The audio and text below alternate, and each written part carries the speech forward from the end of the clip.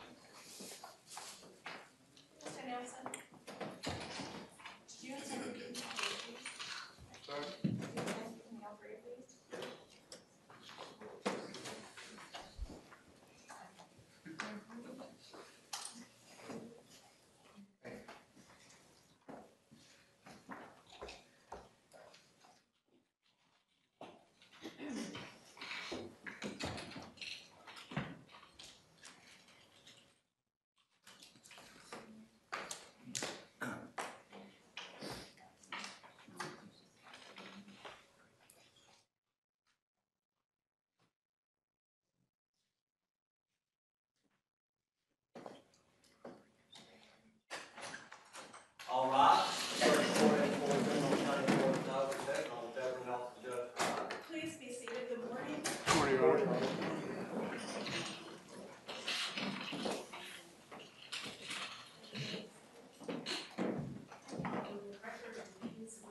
Florida versus Florida. Case number 12 CA or CF, I'm sorry, 1083. Mr. Potts wanted to appear by phone, so should we take that one up first? It's fine with the state, right? Yes, sir. Okay, I have his phone number here. I'm working with him on the line.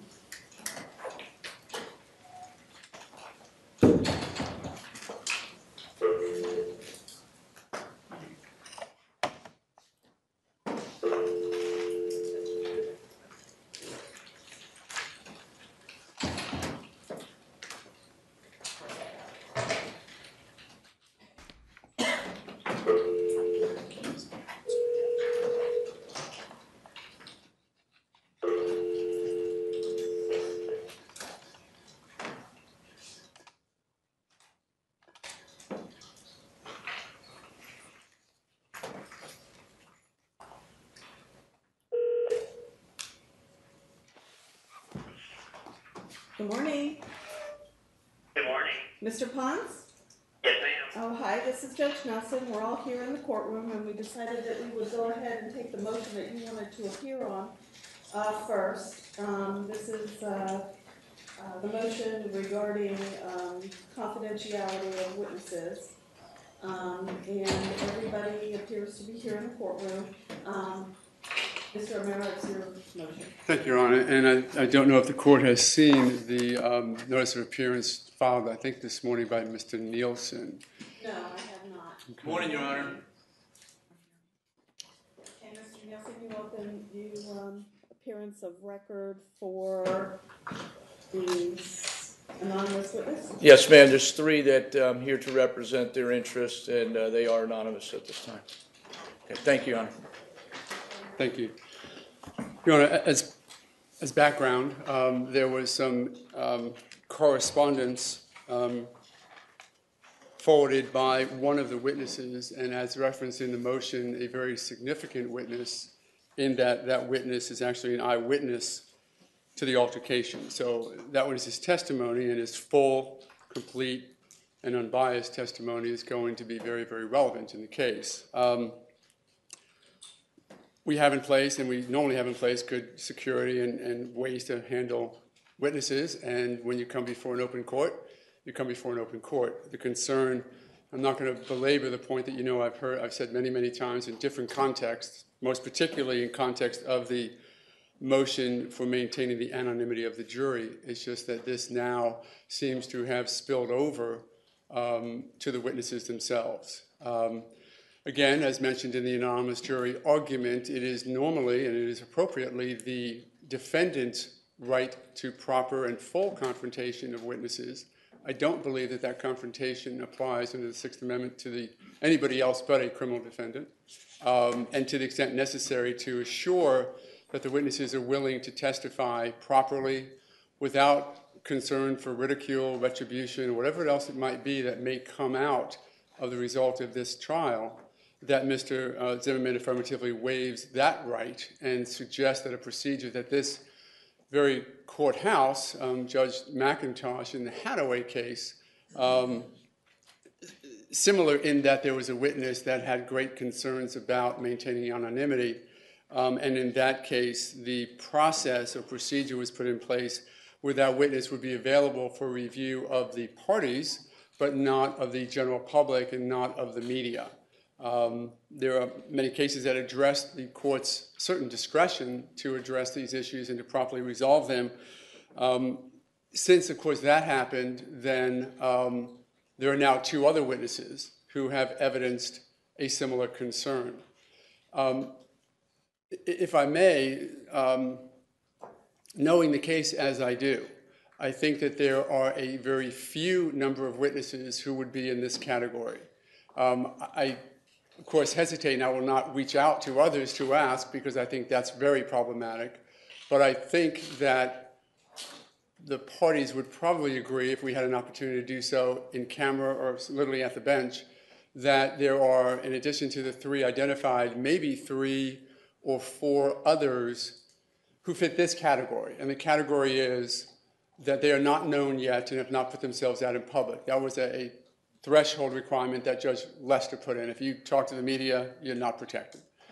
They meet that criteria. They meet the criteria as well as they're going to have testimony that is going to have impact on the jury's decision. And I mean by that, they're not just records custodians or incidental witnesses. These are witnesses who have relevant, substantial testimony to offer to the jury.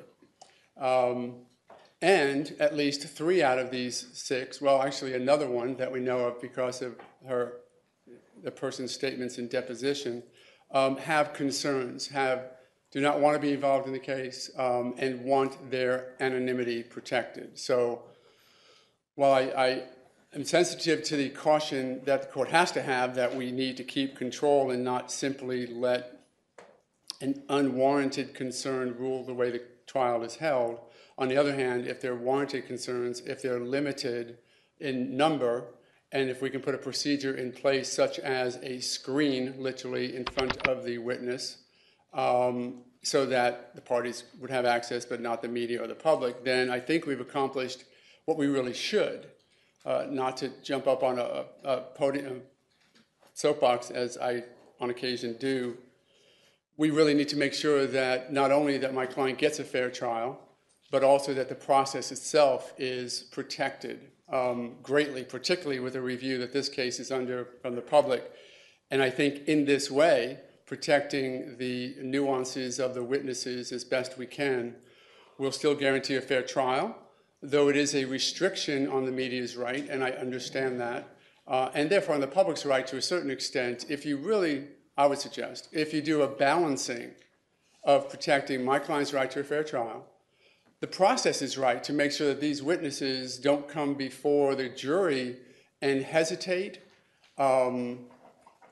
limit, or in any form or fashion believe because of the retribution or whatever may happen to them in the future, impact on their testimony other than being full, complete testimony, then we've really affected the process. And the very I understand your argument, and we have a lot of people who probably want to talk about it, but I understand, Your Honor, but again, realizing that it's my client's right above and beyond everybody else, including the media, I want to make sure that his position is fully thought out, that we have nothing but full and complete testimony from these witnesses. Judge, I would like to just add a little bit if I could, Your Honor.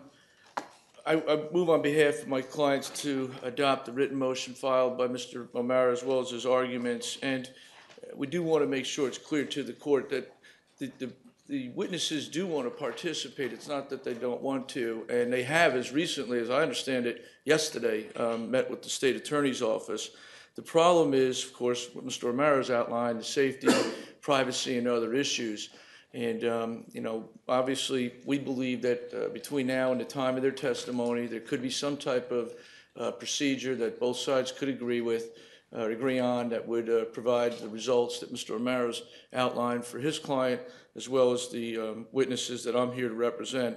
And, Your Honor, I didn't know if at some point, if you wanted me to approach, I would perhaps like to name them under seal, just so the record's clear as to exactly who I'm here on behalf of. did you already indicate that to the state? I did, Your Honor. Okay, and at some time, if you want to put it in writing and hand it up to me, and I'll know who you're talking about. Okay. All right, Your Honor. All right. Thank you very much. Ms. Fugate, would you like to be heard? Yes, Your Honor.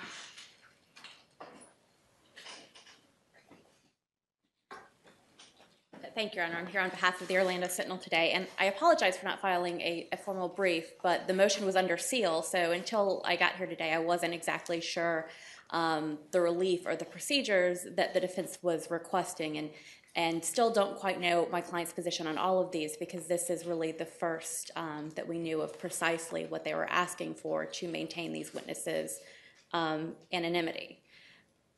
But a basic proposition in our courts is that it's not a private proceeding. It's public property. And what goes on in a courtroom is open to the public, and it is the public's property.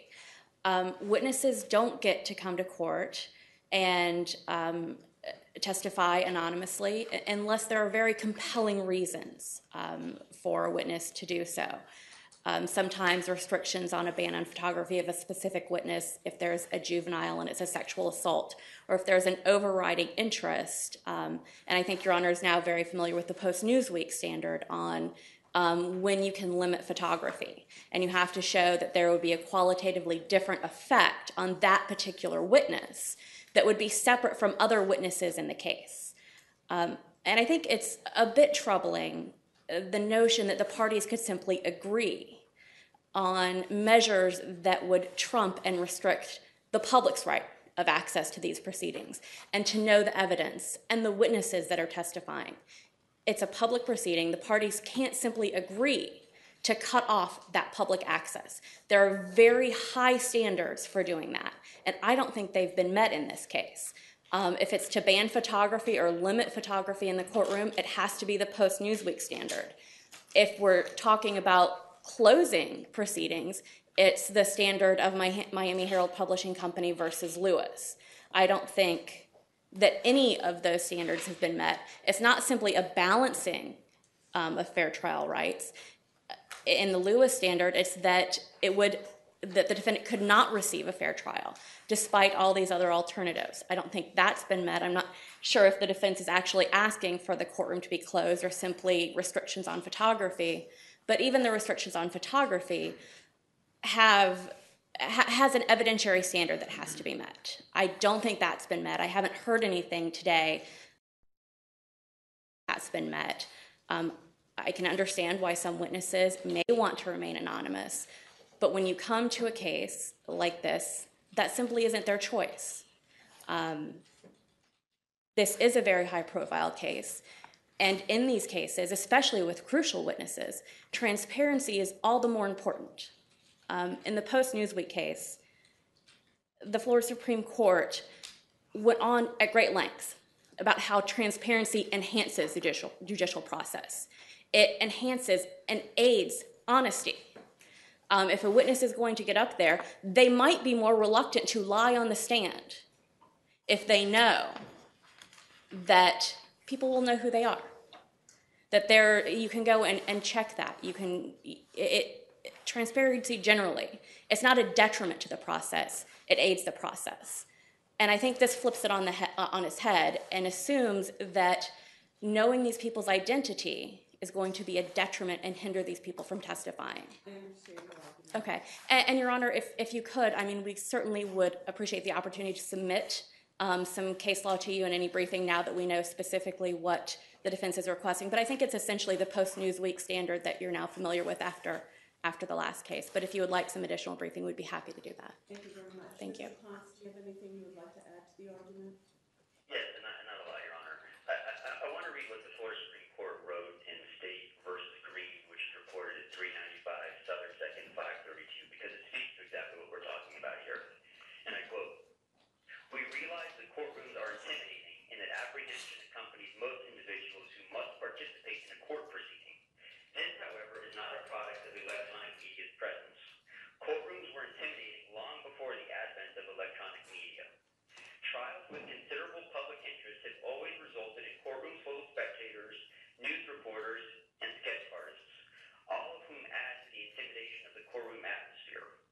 In our view, the single addition of the camera in the courtroom in these circumstances should not increase tension significantly, given the fact that the electronic media will report the proceedings whether or not its camera is actually in the courtroom." Your Honor, I've looked and I've not found any decision anywhere saying that you can put a screen or some other physical barrier in a courtroom to obscure a witness from view. And I've looked and I've not found any. Well, The Florida Supreme, yes, Your Honor. I just wanted to tell you, because Mr. O'Mara had mentioned the State versus Hathaway case that happened here in this courthouse. There was a motion, the witness was protected in the Federal Witness Security Program. The director of the United States Marshal Service came in, and there was a hearing conducted on the state's motion to keep the identity confidential. And the Supreme Court pointed out in the case of Waller, W-A-L-L-E-R versus Georgia, and that's at 467 U.S. 39, 1984 case, that set forth the test that was to be used in order to protect the government's interest in inhibiting disclosure of sensitive information. And it's after that hearing on that test that the motion was granted for that particular witness only. Go ahead, I didn't mean to. No, that's perfect. That actually segues to 2 places I wanted to take you to. The first is that, as Your Honor said, and the Florida Supreme Court has said this in Chavez, even where we're just talking about not photographing a trial participant, in this case a witness, there has to be an evidentiary hearing. And Your Honor has mentioned in the Waller case, I lost the title, but the head of the service came in to talk about the government's interest in maintaining the anonymity of that particular witness. And we don't have that here. As Ms. Duque said, there's been no proper evidence of how media coverage or electronic media coverage of this witness will be different than anyone else who might have to come to this courtroom. And the second point Your Honor made, and it's highlighted in Waller, is that the Florida Supreme Court in the post-Newsweek decisions that Mr. O'Mara mentioned, set out categories of witnesses who are among the type who might be eligible for an order saying that you can't photograph them. And the categories that they set out, and again, the court says this isn't an exhaustive list, but it's illustrative. The list includes prisoners, confidential informants, child witnesses, sexual battery victims, witnesses under protection of a witness-type relocation program. We don't have that here. We don't have that here. I don't know if regular or normal is the right word, but we don't, as Mr. Duque said, we don't allow witnesses anonymity. We don't do secret witnesses in this country. That's not what we've allowed. So, Your Honor, I don't believe that there's any basis for Your Honor to enter an order saying that this witness, certainly not on the record before you, that this witness can't be photographed, that some screen should be put up on the Hathaway case. I don't know who that witness was. I don't know what they argued. I don't know whether an appellate court approved it. I don't know anything about the Hathaway case. But I don't think on the record before you there's any basis for the entry of an order putting up a screen. I don't think there's any basis for the entry of an order barring photography of this witness. And I don't think there was mention about to what extent, if the parties don't want to mention the witness's name in open court, I mean, that's their prerogative. No one can compel them to talk about that. But I just don't believe there's a basis for the seeking on the record before you. And that's all I have, Your Honor. Okay, thank you. Mr. De La Hondo? Oh, Mr. Guy? Good morning, Your Honor. Judge, we would ask that you deny the defendant's motion. We are all appreciate and understand the scrutiny that this case has drawn. However, we have gone to great measures, as the court knows, to protect the privacy of these witnesses. The state's concern is this: what is the jury to think if we were to mask or erect a screen up for a particular witness? That would, to me, would be alarming and confusing to a juror and might otherwise highlight their testimony when it shouldn't be highlighted. Also, I think, as we've discussed before, that the very content of their testimony, I think, would reveal in some respect their identity, for example, their address or their perspective from their residence of the events of that evening. So for that reason, we would ask the court to deny the motion. Also, we do not concede that these three persons referenced are critical witnesses. We believe every witness we're going to call is critical. So again, it unnaturally highlights the testimony of that witness, which we feel like would prejudice the jury and also may limit the state from inquiring of the witness about their perspective to the events that evening. So for those reasons, we'd ask you to deny the motion. Just very briefly, before the court makes the final decision, I think in order to understand the gravity that the witnesses place on this concern, that you hold an in-camera hearing outside the presence of the media to maintain their anonymity to the extent of allowing them to testify truthfully to you what their concerns are, because though they're represented by counsel, I think that we need to give a three-dimension to their concerns before. Their concerns fall in one of the categories as set forth in the case law? You want me to give you my understanding of their concerns? You said it for hearing today. Okay, I'll give you my understanding. My understanding is that they are very concerned that when they come before the court and they testify truthfully as to what they saw, and if it leads to a certain verdict, let's say an acquittal, that they will be subject to ridicule or retribution because this case is already identified and has brought out an enormous amount of anger on both sides of the situation, and that these witnesses have said they are very concerned to the extent of possibly having to move out of their residence with what might happen if they come before this court and give information that leads towards an acquittal.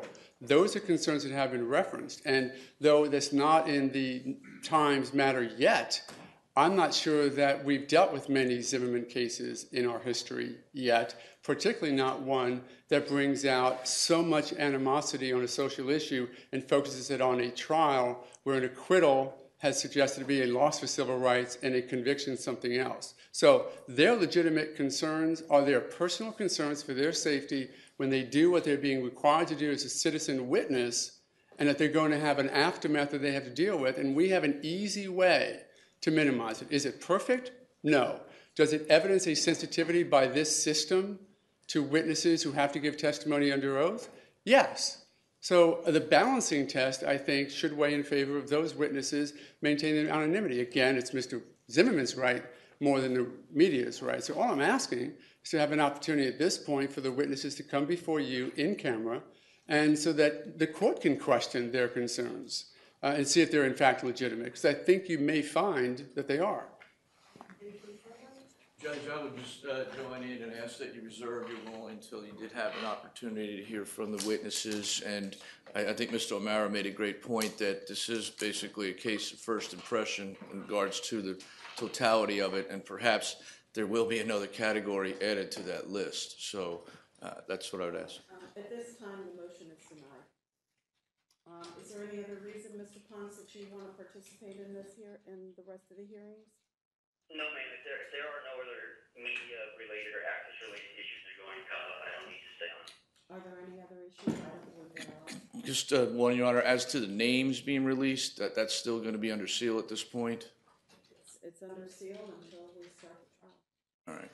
All right. Thank you, Your Honor. Okay, thank you. Thank you. To that point, Your Honor, real quickly, under seal, the only thing under seal is the public records were held exempt. Right.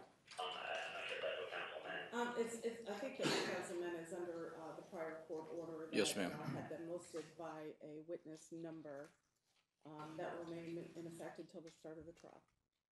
Okay, thank you, Your Honor. Okay, thank you. And You're welcome. just for clarification, did you want me to file a separate pleading under seal, or did you want me to literally give the names to the clerk on just a written piece of paper? You could give the names to me on a written piece. Okay, all right, I'll do that right now. Okay, thank you. All right. Thank you. Okay, bye. Thank you, Ms. Speaker. Okay, I don't know what you had arranged with the witnesses as to what time they were going to be here, so, Certainly. We have the continuation of the motion for sanctions against the state attorney's office. Like to, because I was concerned about the expert witnesses. Yes. Set them for a certain time. we have them sort of on hold, as I presume the state does as well. Mr. Manti, I think, is coordinating those. We are hopeful that the presentation to the court by video conferencing is going to be flawless. We may take a break. It's technology. Yeah, as best it can be. So we have that. All right, so the next one that we'll do is the motion for sanctions that we had begun last time we met. So if you want to go ahead and proceed, call your first witness. I have my next witness to call, Your Honor, if I might have a moment. Your Honor, if I may, I believe we were not done with Mr. White. I didn't have an opportunity to cross-examine Mr. White. Please. Present him first, then. Pardon? We'll present him first. Okay.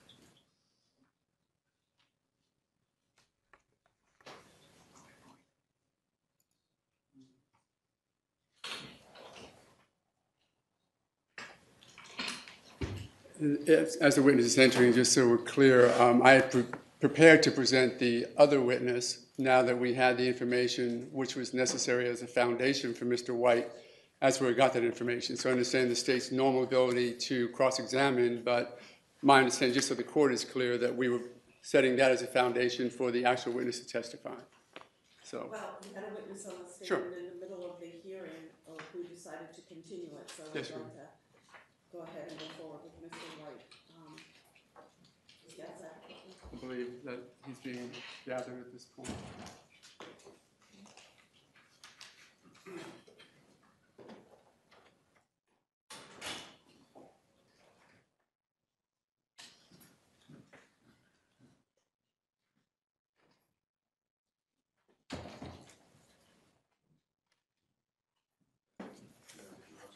yes.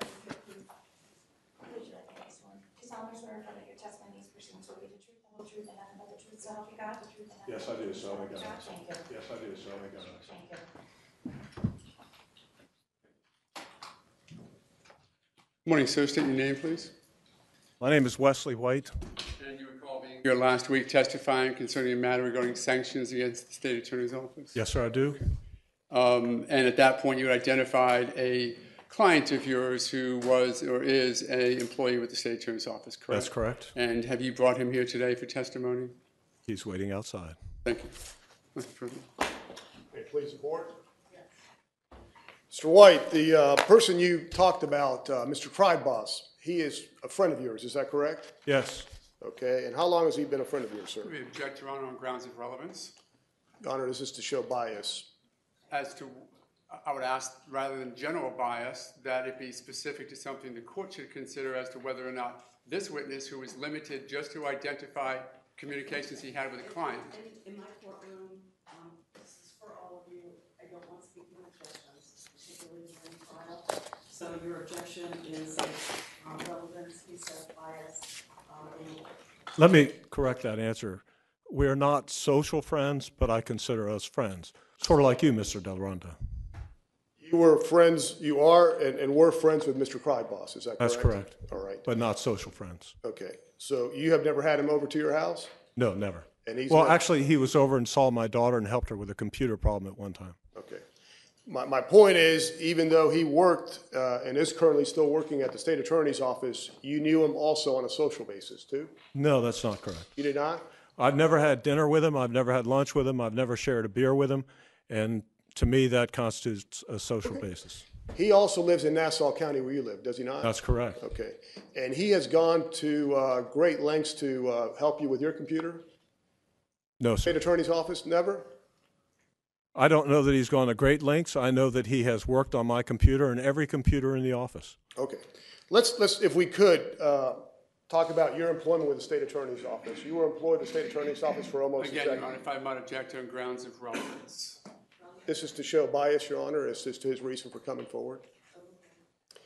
You were employed with the state attorney's office, I think, almost exactly 4 years, is that correct? From January 2009 through December 2012. Okay. And you had no prior prosecutorial experience, is that correct? That's correct. Okay. You really did not have any real trial experience either, did you? Well, I would disagree with that. Your Honor, objection. I don't want to just keep doing it, but on grounds of relevance as to his prior trial experience.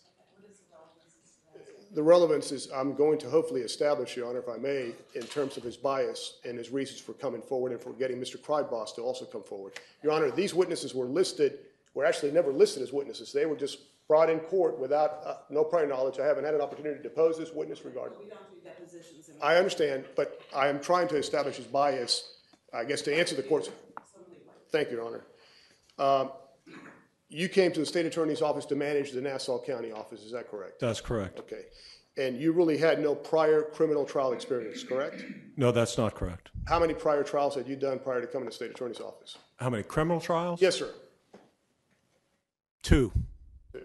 I believe 2. May have been more. All right. And how long have you been an attorney? 33 years.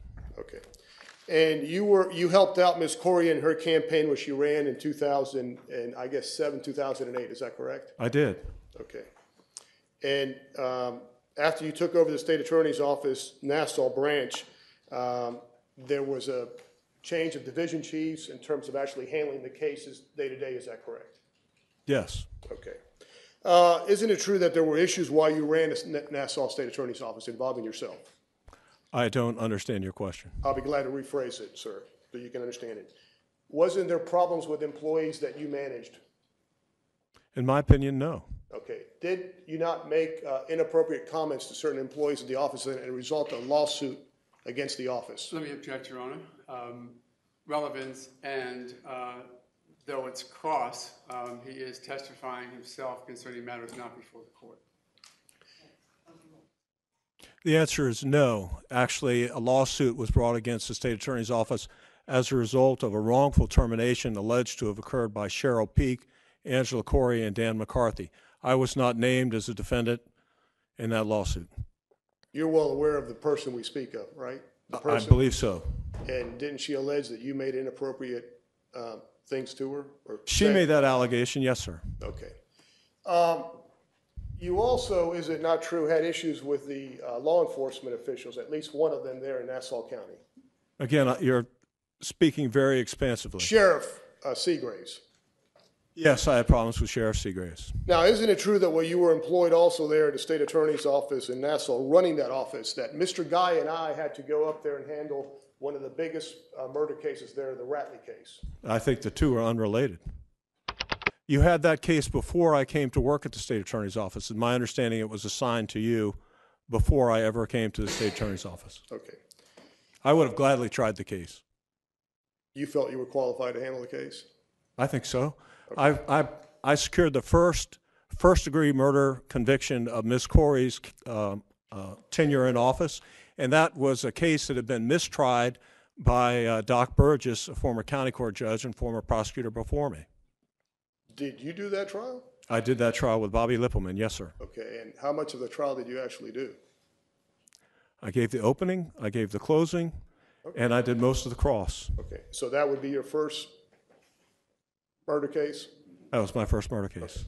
All right, let's not dwell on the matters. My point is, at some point, your performance in the office was an issue, was it not? Not to my understanding. Okay. wasn't your performance lacking? Specifically, in November of 2012, weren't you brought to the office, and did I, not myself, Ms. Corey and Ms. Peak, have a conversation with you regarding the performance or lack thereof of the office that you were managing? That's an absolute misstatement of fact.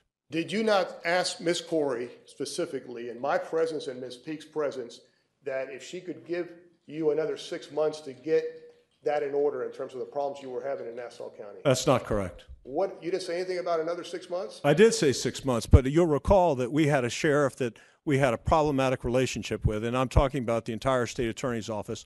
We had a new sheriff, and I felt that this new sheriff would bring more cases, and the issue was, according to you, sir, that we weren't trying enough cases or we didn't have enough caseload in Nassau County. That was the issue. The bottom line, without belaboring it to this court as to relevance in this case, isn't it true that you were told that you were being demoted, that you were going to get a cut in pay, and that you were going to be transferred to the Special Prosecution Unit and to report to a director, Mr. Manti? That was the option you were given, isn't that true? No, sir, it is not. You were never told that? Sir, I wasn't told what you have just stated in your question. You were not told that your salary was going to be decreased? I was told that, yes, sir. Okay. So let's break it down, because Please. you were told that your salary was going to be decreased, correct? That's correct. Okay.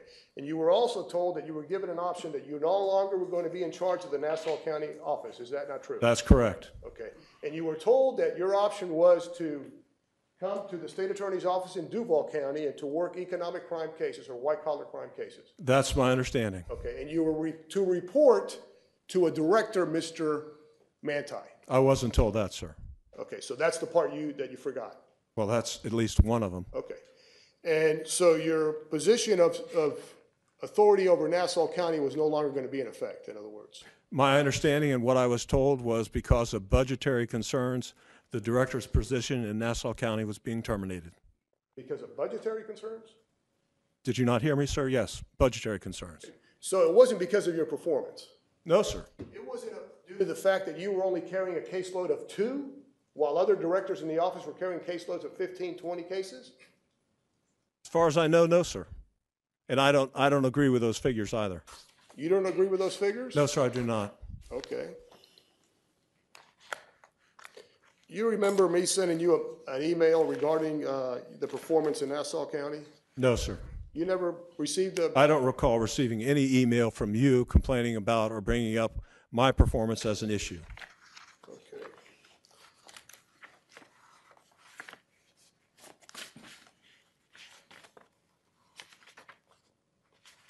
Let me see if I can refresh your memory, sir.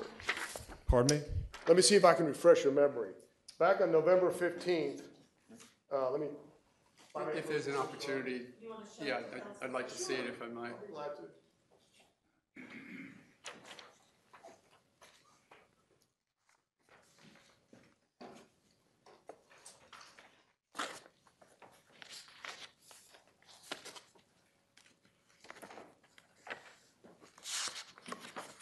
Thank you.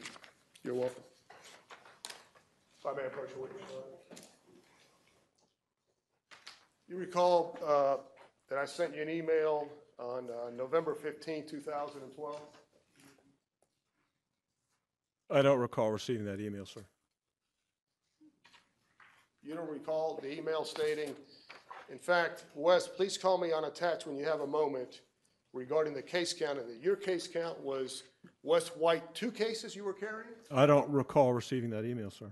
Well, do you recall how many cases you had in Nassau County that you were actually handling yourself? I was involved with all my attorneys on all their cases, tried most of the cases with them, and was doing a significant amount of work in those cases. Don Carter, who was mentioned in that email, she was in charge of what in the office there, sir? She was a unit supervisor. And isn't it true that on this email it states Laura Coggin had a caseload of 95, Beverly Collins 79, John Kalinowski 2, Donna Thurston 27, and you had 2? That's what that document says. I don't recall receiving that document. You dispute that you only were having actually 2 cases? Yes, I do. Can you name the cases that you yourself were handling yourself?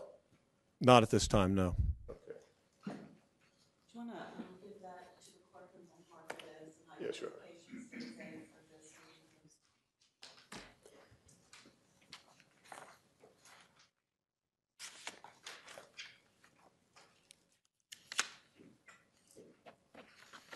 Now,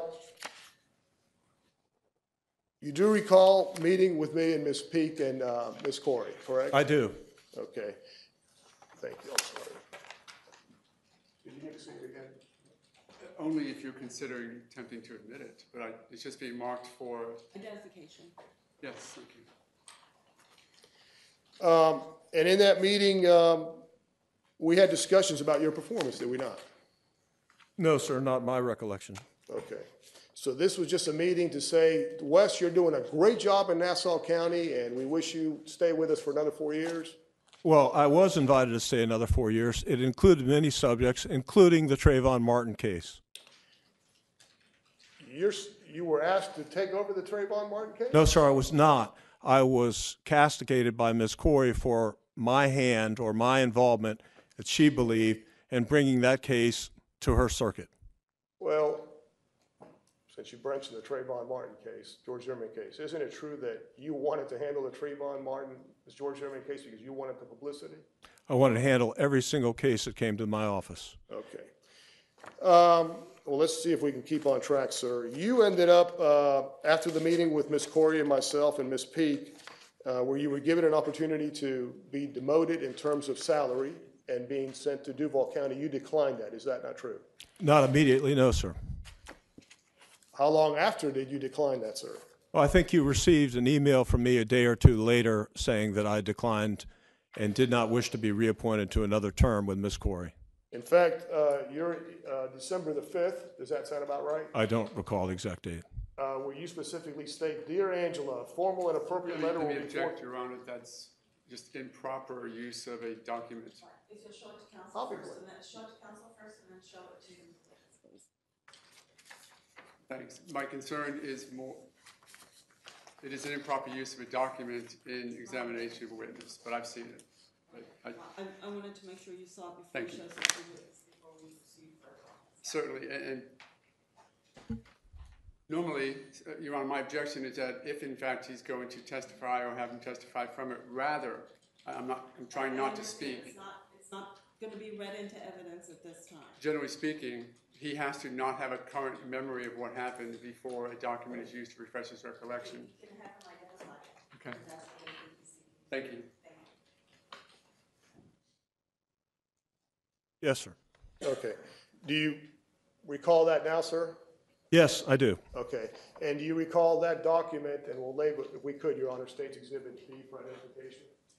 We can mark the state's exhibit B for identification. Do you recall the bottom part of that document as the email that you sent to Ms. Corey?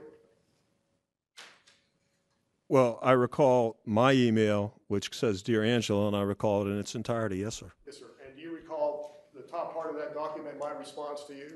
And if I may, Mr. West. Take a look.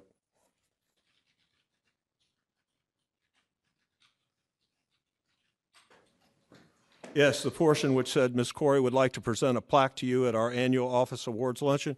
Yes, sir, I do recall that. Well, if you're going to read part of it, let's go ahead and read the whole thing so there's a complete record of the response. I guess I am, since he's read part of it, Your Honor. Is there any objections? There is, Your Honor, improper foundation at this point. He's identified the exhibit as something that he wrote and received, so it will come into evidence for the purpose of this hearing as state's exhibit number 1.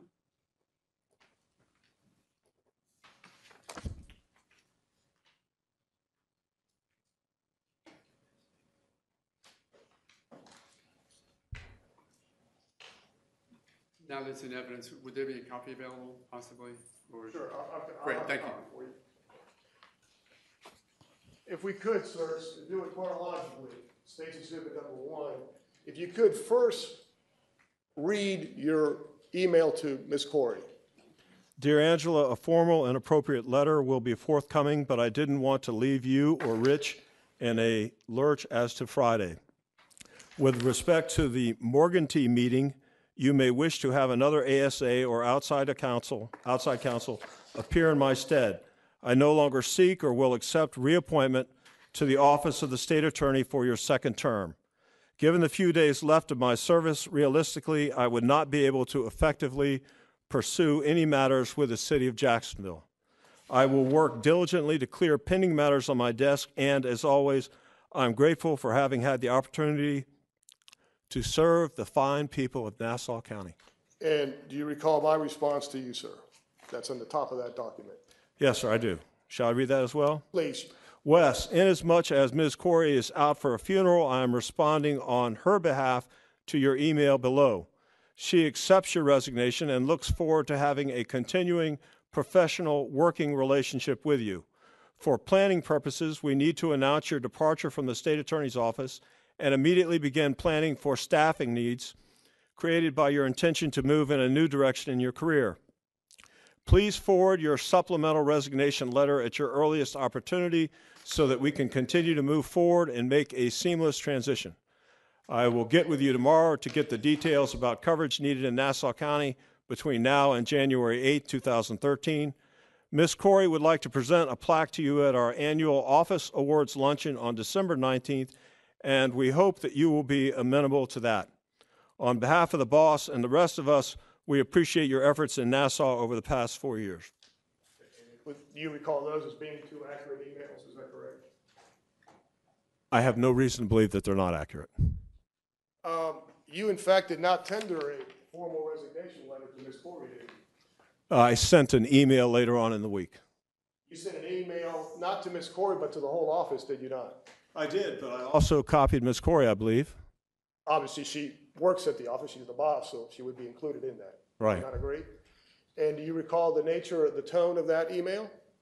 Well, I imagine it was somber. A good friend of mine and our county court judge had passed the day before, and that day I sent off a notice to the entire office that Judge Burgess had died, and I also sent a notice that I would be leaving the office of the state attorney. Do you recall anything else in the nature of that email that you sent? I think I thanked law enforcement, and I thanked the people, the very good people that I've worked with, and I can't recall beyond that. Did you make anything negative comments regarding Ms. Corey or her office? I don't recall. Oh, yes. Yes, I did. It wasn't negative. It was a statement of fact that when she ran for office, she had promised that, and this was a campaign promise made in Clay and Duval and Clay and Nassau counties, that she would have a local attorney managing that office. And I reminded her of that, and I told her that people would remember her more for the promises that she kept than her wins and losses. And isn't it true, sir, that what we did is actually sent two attorneys that actually had, I want to say at least, 30 years or 60 years combined experience more than you did in criminal matters? They weren't from Nassau County, and they didn't even know which way the roads ran. Did they have more trial and criminal law experience? Yes, sir, they did. Both of them did? Yes, sir. That's not true. That is the division chief, Ms. Donna Thurston, and the senior division chief, Mr. Steve Siegel. That's correct. And you have no issue regarding their qualifications, do you not, sir? I don't know their qualifications other than that they've been there at the state attorney's office for a long period of time. But again, I know that they don't know which way the streets run in Nassau County. They don't know the difference between a pulp mill and a pogey plant.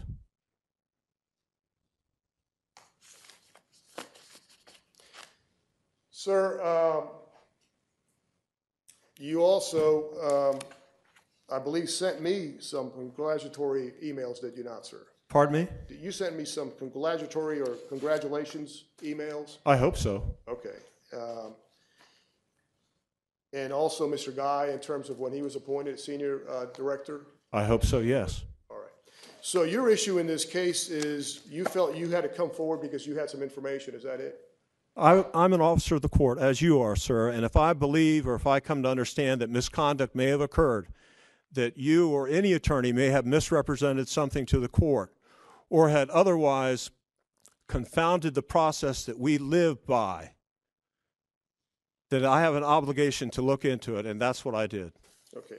And this came to your attention through Mr. Krybos? That's correct. Okay. And he came to you as a friend, correct? He came to me seeking legal advice as an attorney. So he hired you as an attorney? That's correct. Okay. And the payment on that is how much, sir? How much? I haven't charged him yet. Okay. And when was that exactly that he came to you seeking your advice as an attorney? Approximately 6 weeks ago. And when was that exactly? I don't recall exactly.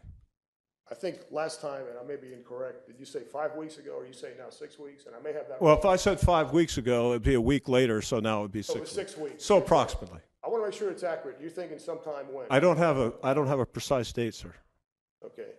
Did you log him in as a client anywhere in your files or anything? No, sir, I did not. You did not open a file regarding him?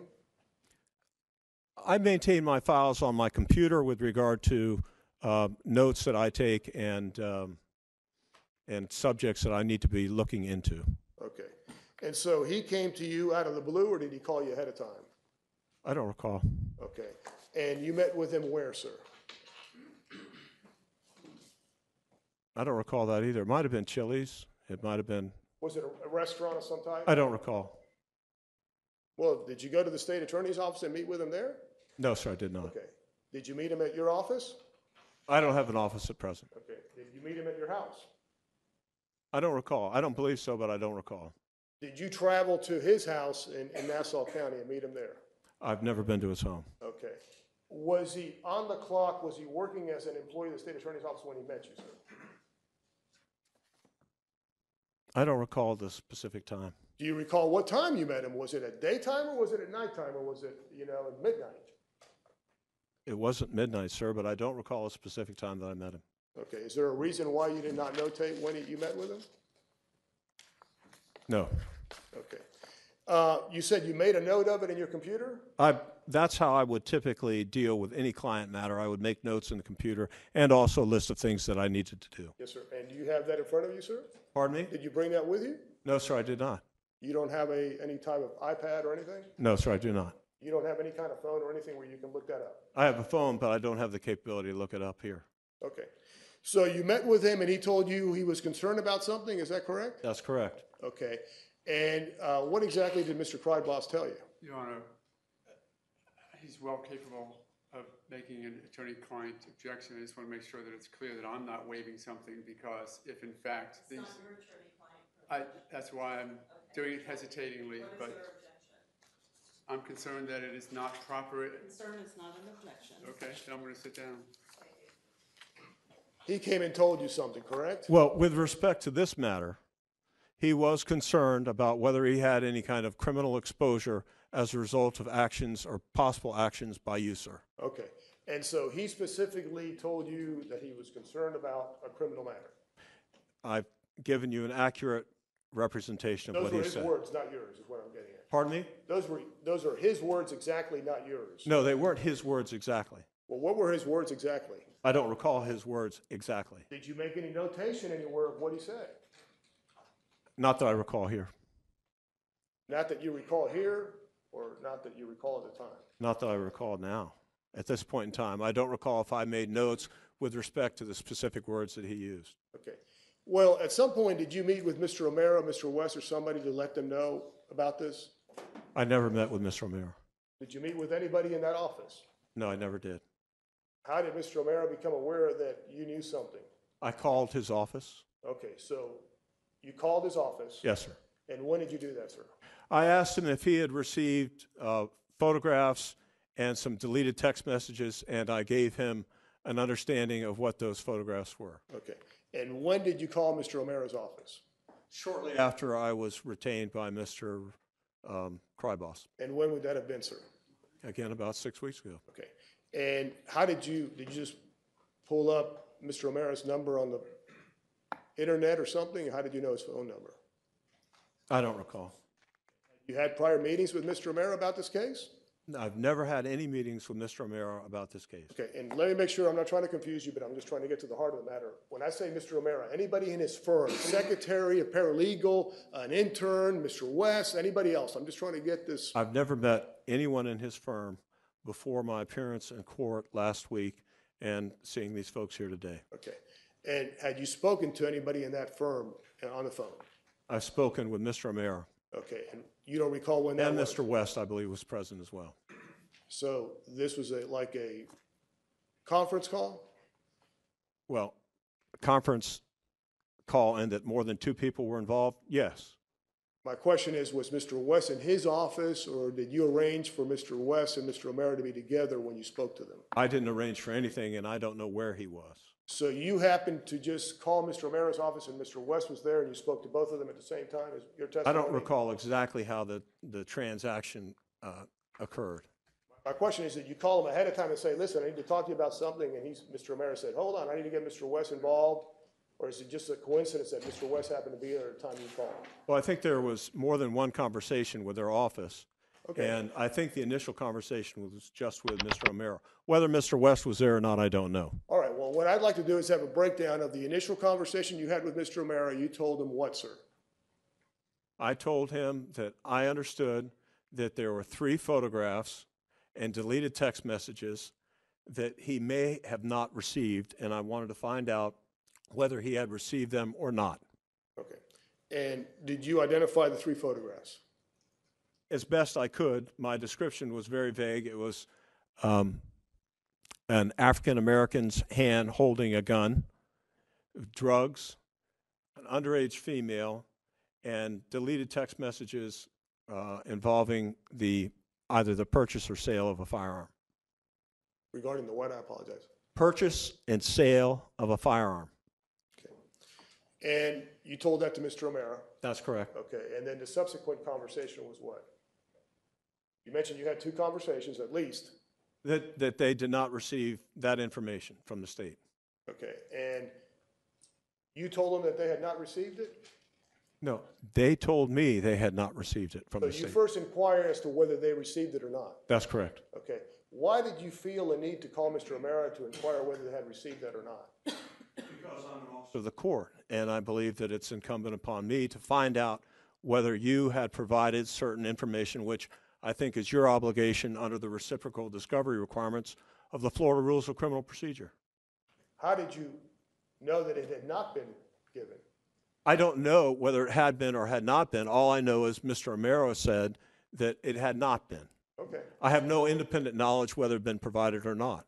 You have not examined the bin file or the dump file from the victim's cell phone? I have not looked at anything. I've not received the actual photographs, the deleted text messages, or any material at any time. So you have no independent knowledge whether that was turned over or not? You were just inquiring whether it had been? That's correct. Is that fair?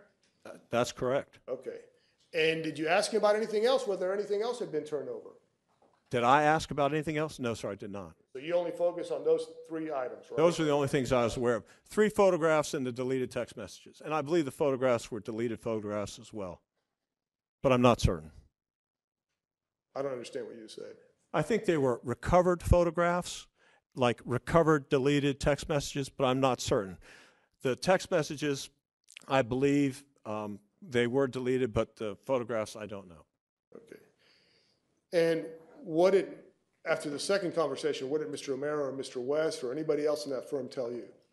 That they had not received it. Did they tell you anything else? I think that was, I can't recall anything else. Okay. And then you just need to appear last time we were in court on April 30th or whatever day we were? They subpoenaed me. Okay. Okay. So you They did ask me the identity of my client, and I refused to give it. Okay.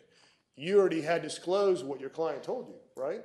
I disclosed that that information was out there. Yes, sir. Okay. And so I'm assuming you had some kind of agreement with, now we know the client is Mr. Kreidboss, that you could disclose that, correct? Yes. I mean, he had agreed that there would be no attorney-client privilege. As to that limited subject, when I explained my obligations as an officer of the court, he agreed. Okay.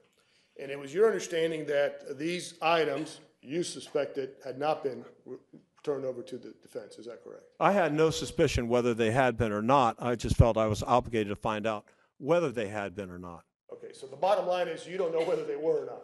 I have no idea, sir. Okay, but you felt the need to To inform Mr. inquire. Okay. And then you showed up in court, right? You were subpoenaed. I was subpoenaed, sir. Yes, sir. And when did you receive that subpoena? I don't recall. Was it like the day before, a week It was before? prior to my appearance. I don't recall when it was. Okay. And how were you served? By email. Okay. You never felt the need to inform the state or anybody else about that? I assumed that counsel would do that, or you would find out through looking through the court file. But So no, you- I did not. You assumed that defense counsel would inform the state that you were going to be listed as a witness, or? I just assumed that it would be listed somewhere. Okay, would you be surprised that you were never listed? I don't know that if I was listed or not. All I can do is take your representation that I wasn't listed or that you weren't informed. Okay. Well, did you tell Mr. O'Mara, hey, listen, you need to let the state know, maybe I'm wrong, maybe that stuff was turned over? That's a question that has multiple parts to it. And if you want to break You're a it apart- lawyer, I'm trying to make it, I'll break it down for you if you want. Please. Okay. My question is, when you inquired to Mr. O'Mara, and did you say, listen, are you going to let the state know, maybe I'm wrong, maybe my client's wrong, maybe that stuff was turned over? No, what I told Mr. O'Mara is I had no independent knowledge whether or not these documents had been provided, and that's just a question to find out whether they had been or not. Now, in your discussions with Mr. Kryboss, did you also discuss with him his tenure at the office at the time, whether there were suspicions of something he had been involved in or not been involved in? I don't recall any such discussions. You did not have any discussions? Sir?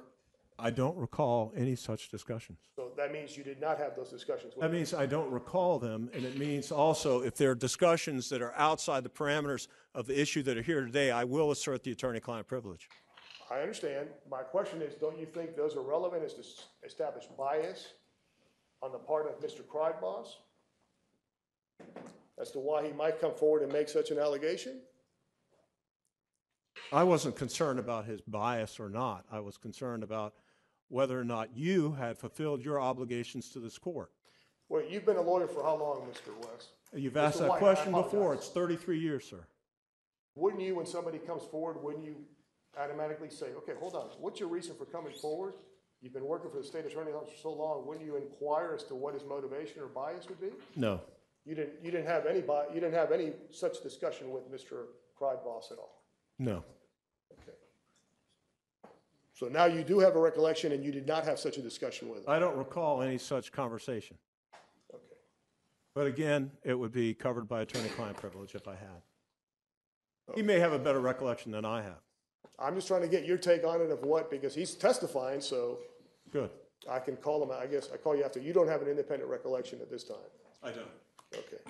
And before you left the office, or at some point, did Mr. Kryboss, was he involved in doing something with your computers at all? Do you remember? My understanding is he picked up my computers, and it's my understanding that he picked up my computers, or the IT department picked up my computers, and they'd be recycled to somebody else. You know why they were wiped clean? I assume that was in preparation for the next user. So, And I don't know, in fact, that they were wiped clean. okay. And also, by the way, have you been blogging about this case at all? No, I have not. You've never used the blog Little Rio? No. What have you blogged on this case? My blog is Jesse Jacksonville, and it specifies my name, Wes White. Okay, so you don't do an anonymous blog? I don't do any anonymous blogging, sir. Were you aware of a Little Rio being I blogged? saw one in an article today that, came out last night. I have no idea who it is. And in that article, you were quoted, correct? Pardon me? In that article, you were quoted, were you not? Yes, I was. Okay. You've taken this as an opportunity because you want to run against Ms. Corey in 4 years, correct? Or in 3 years? That's nonsense. So you have no intention of running for state attorney? I have not made up my mind in that regard, but I'm here today because of my obligations to this court as an officer of the court. At some point, you felt you should have been state attorney in West Palm Beach. Isn't that true? I applied for a vacancy of 8 to 10 months, I believe it was, for a position in Palm Beach County that was open. And you were turned down by the governor. Isn't that true? I was not selected by the governor, that's correct. Okay. Now, in your discussions with Mr. Kryboss, did he tell you about his position having changed in the office in terms of his? I'm sorry, say that again. I'm sorry, I'll be glad to rephrase it. In your discussions with Mr. Kryboss, when he came to you to report this, did you have discussions with him about his tenure in the office and how it had changed in some ways? I don't recall any such discussions. But again, that would be covered by attorney-client privilege. My focus was based on, again, my obligations, as soon as I heard this, my obligations and what I was required to do, my ethical constraints. And my ethical constraints were to go to this judge or through opposing counsel or find out whether you had complied with your requirements under the law. That's what my focus was. Otherwise, I would have been more than happy just to not be involved. You didn't contact the judge, did you? Pardon me? You did not contact the judge, did you? Did not do what to the judge? Did not contact the judge. I did not contact the You judge. didn't contact the governor's office? I did not contact the governor's You office. didn't contact me and say, hey, is that true? What's going on? No, I didn't contact you, sir. You didn't contact Ms. Corey. No, I did not. And why is that?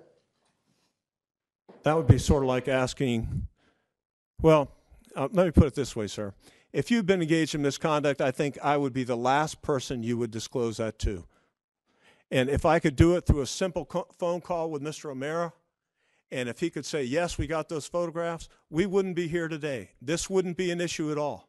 But if I contacted you, I could not, if you had purposely misled this court, I don't expect that I would have gotten a straightforward answer from you. So that's why I didn't contact you. It's not because of bias or anything, correct? It has absolutely nothing to do with bias. It's not because you were mad because basically you were told you were being demoted and you were no longer going to work at the state attorney's office other than in another position. No. Okay. So you didn't contact the judge who was presiding over this who would determine what was going on, No. correct? But you did contact Mr. O'Mara. That's correct. Okay.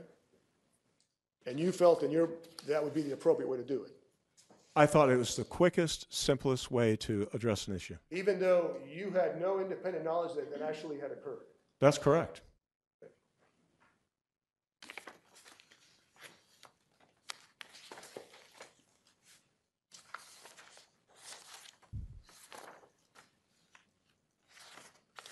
Would it be fair to say that you're not a fan of the state attorney's office in the Fourth Judicial Circuit? I think there are an extraordinary amount of very talented people there. Very good lawyers. Because of the way you departed, or you were told that you had to depart, or the way you resigned. I can't remember whether did you formally resign or not? Well, I asked that I be kept on until the end of the term, but you interpreted that as being a resignation, so I think resignation is the operative word. Okay, so you did resign officially. Well, that's what you called it, so I'll accept it. Okay. You weren't happy with that, correct? I had mixed feelings about leaving the state attorney's office. I loved working for the people of the state of Florida, and particularly for the people of Nassau County. I loved being a minister of justice and making sure that this system that I've sworn my life to, my adult life to, is run according to the highest ethical standards available. I wouldn't trade it for anything. It was a wonderful opportunity to work for the state attorney's office. The circumstances of that opportunity changed, and so I was compelled to leave. And that came about because you were questioned about the performance of your office. No, sir, that's not correct. All right, well, let me show you an email, and I'll show it first to Mr. O'Mara.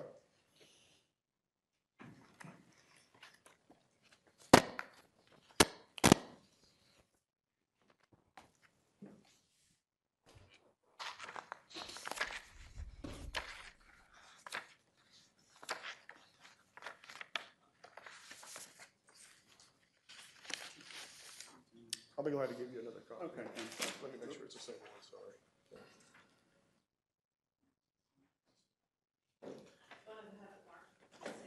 We could, Your Honor.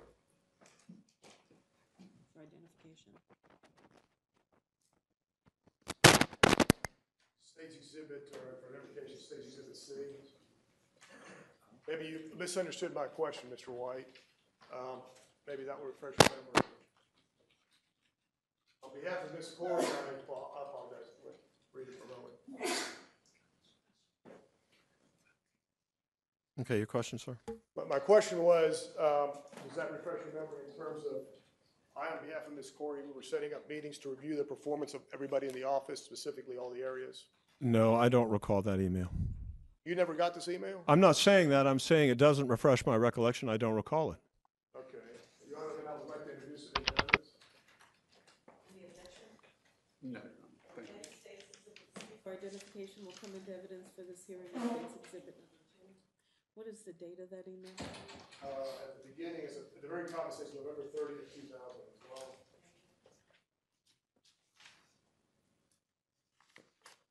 And Mr. White, at the bottom, it says November 29, 2012. I'll read it with you, so make sure I don't say anything correct. It says, Wes, are you available to meet with the boss and me next week? I was thinking Tuesday, but need to verify boss's schedule. Thanks, Bernie. And do you recall a response on your part on November 29th at 5:43 p.m. Certainly, and if an opportunity exists tomorrow, Friday, that would also work out well. Any subjects that I can prepare to address? And then I responded, Wes, I'm out of the office today, so let's leave it for Tuesday. I'll check and see when the boss is free that day. As you know, Ms. Corey's first 4 years has resulted in dramatic improvements. The media doesn't like to give us credit, but the public certainly is aware of what we've done. Nevertheless, we can always enhance our performance. We're in the process of reviewing the performance of all areas of the office and making adjustments to make this an even more efficient and better place to work. We are meeting with the heads of all departments. And then you responded on November 30th at 7:02 a.m. Excellent, thanks. You don't recall that at all? No, sir, I do not. Do you have problems remembering things? Or do you have a vivid recollection of things? I remember a lot of things, sir. I remember those things that I believe I need to remember. Are you But after disputing? pardon me. I apologize. I was going to say, after 33 years, you learn to sort of box off things that need to be remembered and others that sort of you can let go. Unpleasant things you kind of want to put to the side. No, not necessarily unpleasant things, sir. Okay. I remember you. I remember Mr. Guy. I remember many fine people at the state attorney's office. But if you asked me many of their names, I couldn't tell you because it's simply something I don't remember. So since you mentioned my name and Mr. Guy, and you also, in that same sentence, I think, maybe it wasn't intended, you said fine. Am I considered a fine individual or not? I think Now, I object, Your Honor, on grounds of relevance. Okay. But you don't remember the series of emails? I don't remember that email, sir. No, sorry. All right. Now,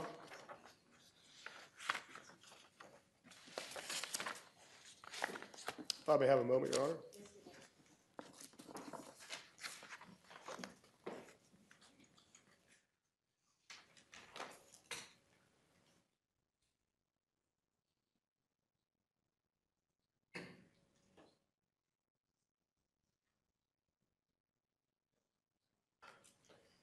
Finally, sir, you mentioned that you went to Mr. O'Mara because you felt potentially something had happened, correct? That's correct. Okay, so in your opinion, that would have been misconduct if it had occurred, potentially.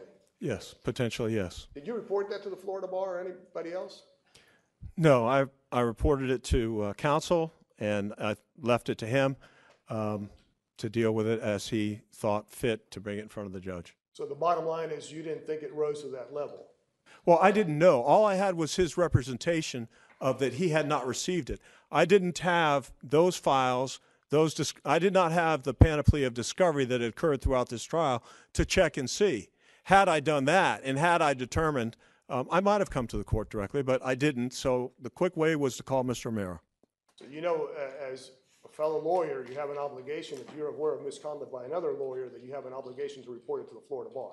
Well, I think what we're here today to do, sir, is to determine whether there was misconduct. And if the judge doesn't refer to the Florida Bar, well, then I guess, according to you, maybe I should.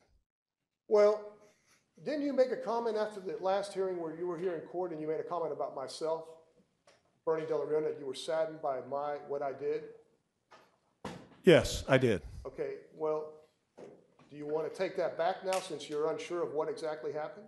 No, I think that quote was not exactly. The question was, the predicate was, if this happened, would you be surprised? And I said, I wouldn't be surprised, but I would be saddened. Okay. Wouldn't you agree that assumptions, we shouldn't rely on them? We should rely on facts? Well, you know what assume stands for, don't you? What? Make an ass out of you and me. So, yes, I generally agree with that. Okay, thank you, sir. Any Yes, a couple of questions. Was that last exhibit put into evidence? No, it was not. Now retrieve them from the clerk? Yeah. I believe it was. Oh, I'm sorry, it was in evidence. Good morning, sir. Good morning.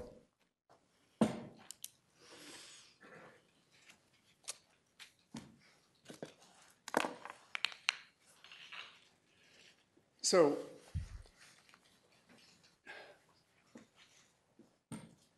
tell us specifically, as Mr. Delarianda asked you, why you felt it was necessary to inquire of someone, turned out to be me, regarding potential misconduct. If a report was generated by the state attorney's office and it was preceded by another report from the Florida Department of Law Enforcement that was incorrect, and unless that correct report was provided, I think there's a misleading nature to that transaction, and also I think reciprocal discovery requires that that report be provided. And you took the option of contacting me, correct? That's correct. And what did I tell you about whether or not we had received the documents that you were concerned about, whether or not we had received those from the state attorney's office? You told me that you had not received them from the state attorney's office. Did I evidence in that conversation other concerns to you regarding ongoing discovery issues that I had with the state attorney's office? I don't recall.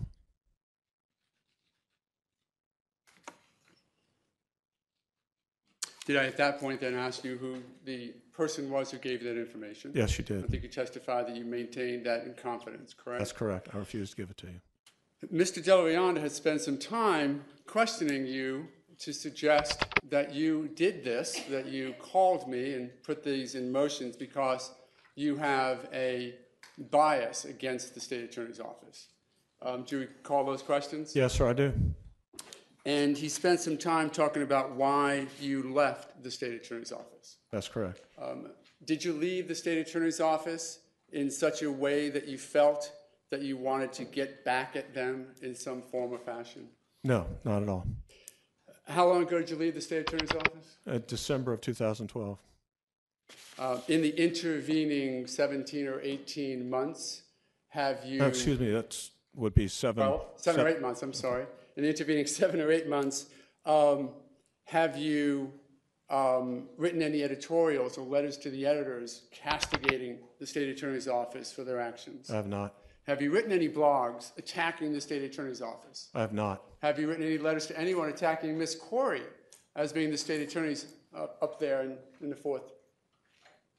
I don't believe so.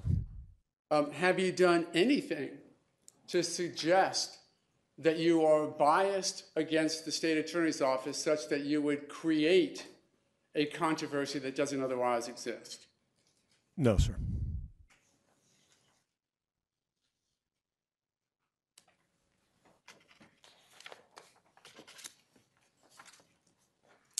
Mr. Delarianda had you review what is now an Exhibit 1, which suggests to be your initial resignation, correct? That's correct.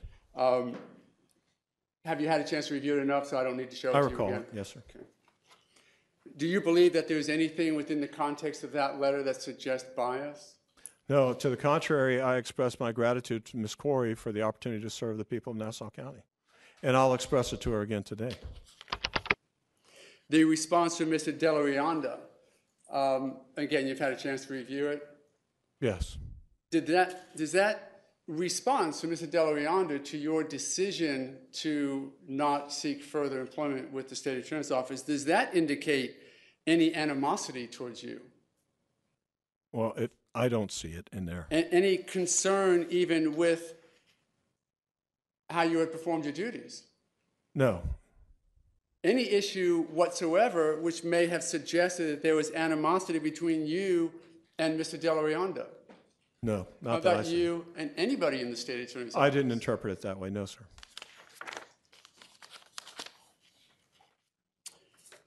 He has made a concern and suggests that it's bias that you only had 2 cases that you're covering in Nassau County. Was that a concern within the office at the time you were employed there? The concern that I recall was that we didn't have enough cases because the sheriff's office was not bringing enough cases to our office. And my response was, wait till the new sheriff starts in January, and I think you'll see things considerably pick up. Is a lot of information flow back and forth in the state attorney's office by emails? A lot is a subjective. Okay. We were generally encouraged not to put a whole lot of things in email. Encouraged by whom? By the management staff. Did they give you any reason why you should not put information in emails? I don't have a specific understanding of why, but it maybe perhaps has to do with the public records law, but I don't know. Okay. Yet it seems there was information back and forth between you and Mr. Delarianda concerning your performance and Nassau County's performance, correct? Well, again, I don't think it related to my performance. It related to the overall office's performance. And that was not really a performance. It was more of a factor of the number of cases that we had. Have you had an opportunity to review the state attorney's office internal email files, to review all of the emails that might exist, documenting information flow between you and Mr. Delarianda? I have not. Okay. Do you have access to that? I do not. Okay. For those that do have access to that, are there any other emails out there that would suggest, besides these, any concerns for your performance that might suggest bias in the email system of the state attorney's office?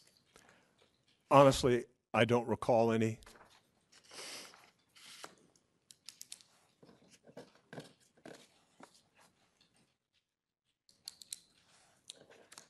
In addition to the questions I asked you a moment ago, have you had even conversations with other people where you have attacked the credibility of the state attorney's office in any form or fashion, which would suggest that you're biased against them, such that you would make up this information that you're presenting to the court? In no circumstances, with bias or without bias, would I make up any information presented to this court.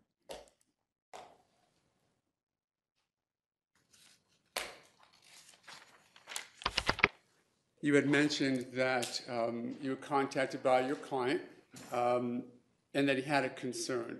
What was his concern when he first contacted you? His concern was whether he would face criminal exposure of some kind if the trial went forward and this material had not been provided to the defense. And tell the court, if you would, of that conversation regarding his potential criminal exposure. What do you mean by that? Well, he was very vague and really didn't understand that what his possible exposure might be, and it was hard for me to fashion a response because this was such a curious area and that it doesn't come up very often. And I think my response to him was possibly. And when you told him that he might have criminal exposure, what was the act that he was concerned that either he had done or that he had not done which would lead to potential criminal exposure? Well, that he had discovered information and discovered the report from the FDLE was incorrect, and that information had not found its way to the defense.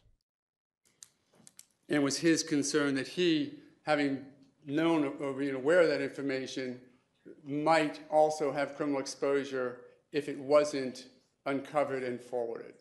I think that's a fair characterization. And did you advise him again that he might have such exposure? I think the word was potentially or possibly. And did that potentiality impact on your decision to come forward with this information?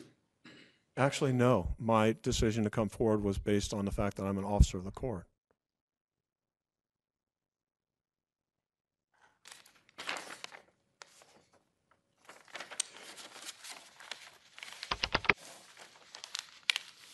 When Mr. Krudbos, is that the correct Krydbos. Krydbos, sorry, advised you that he had this information, was it limited to those sort of high points of the photographs and the one text message that you referenced in your earlier testimony? That was all that he made reference to me about. So I don't know if they're high points or low points or mid points or whatever, but they were the 3 points that, or 4 points, the 3 photographs and the text messages that he relayed to me. And was his concern to you then that he wasn't certain that that information had been turned over? That's correct.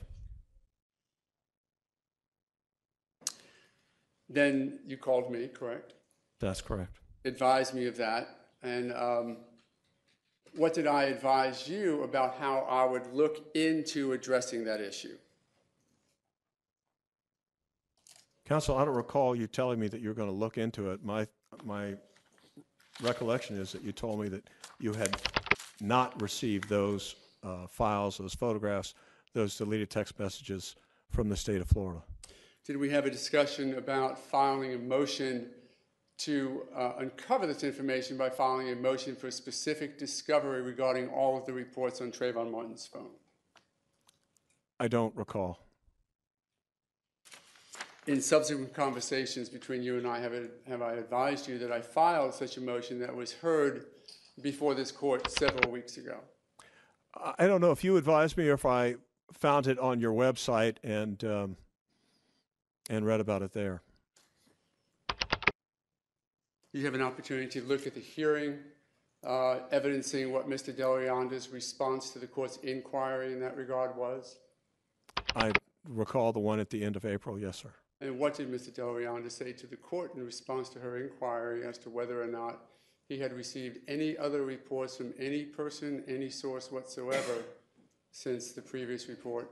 Counsel, honestly, I think that the court can remember what Mr. Delrianda said, and also there's a videotape of it. My characterization is irrelevant. I would say that he was emphatic, that he said that he had provided all that he had, and I hope at the end of the day that that's correct.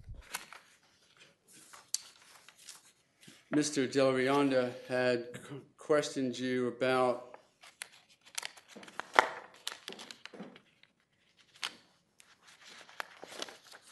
the perspective of the state attorney's office of looking forward after the first 4 years of being even better in how they approach their work. Is that correct? That's, I think, what he read to me. I don't. If that was an Exhibit A, yes. Otherwise, he just read something that sounded like that. So.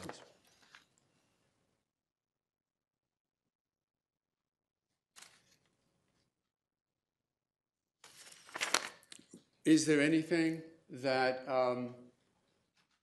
led you down the path, be it the fact that you applied for a West Palm Beach state attorney and didn't get it, or that you're no longer with the Fourth Circuit State Attorney's Office, or that you only had 2 cases, that led you down a path that you would create or cause to be created false evidence or testimony about what the state did or didn't do in their discovery obligations? No, Mr. Mayor, the only thing that led me here was an oath that I took in 1979 when I became a member of the Florida Bar.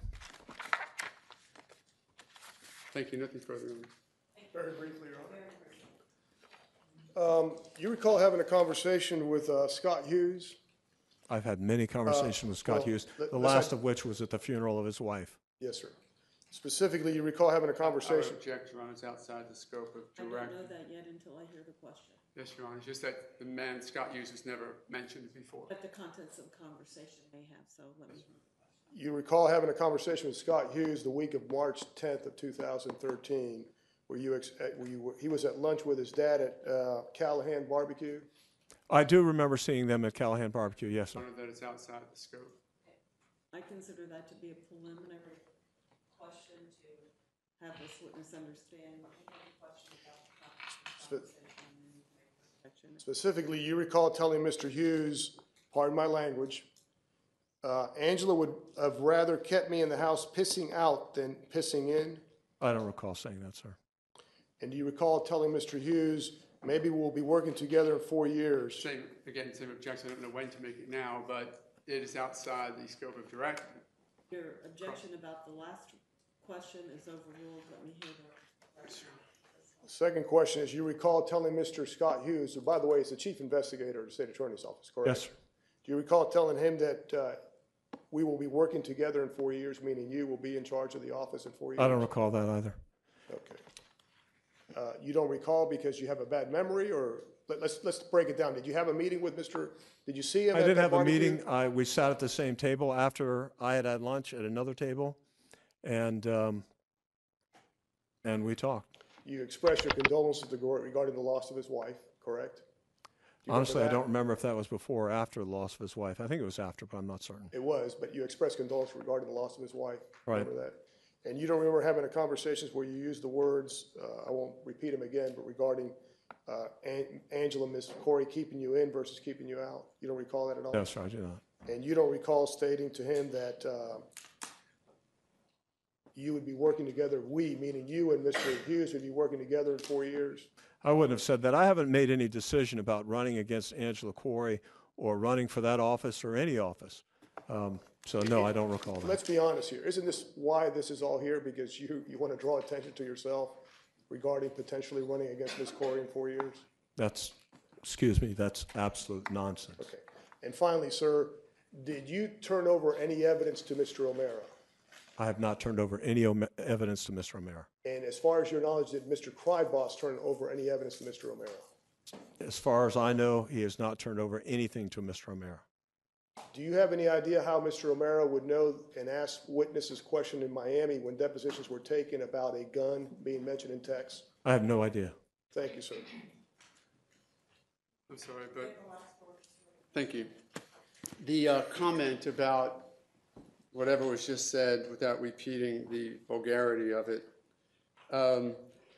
was that a reference to an inquiry whether or not you were part of the source regarding information about upgrading retirement funds for Ms. Corey and Mr. Delarianda? I don't remember the conversation, so I can't speak to what it may or may not relate to. Were you questioned by members of the state attorney's office regarding whether or not you had leaked information regarding putting more money in Ms. Corey's retirement fund and Mr. Delarianda's? I was not. Were you aware of that issue happening, and were you questioned at all about how it may have come about Questioned by whom, sir? by anyone in the state attorney's office? No, sir. Nothing further than your own. Thank you. May Mr. White be excused? Yes, Your Honor.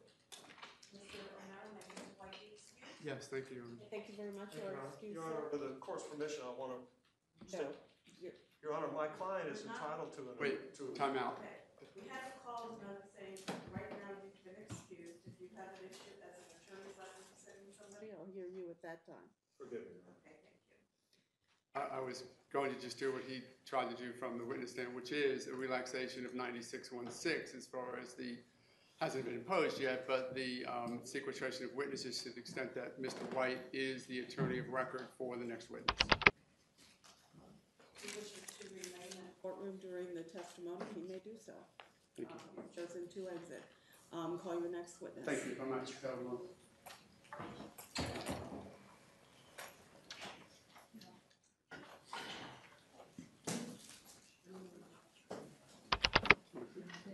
Would this be a time, Your Honor, maybe for a, We're off the record, but sorry. she's changed. Do you want to take a brief recess? Okay, we'll take a, Yes.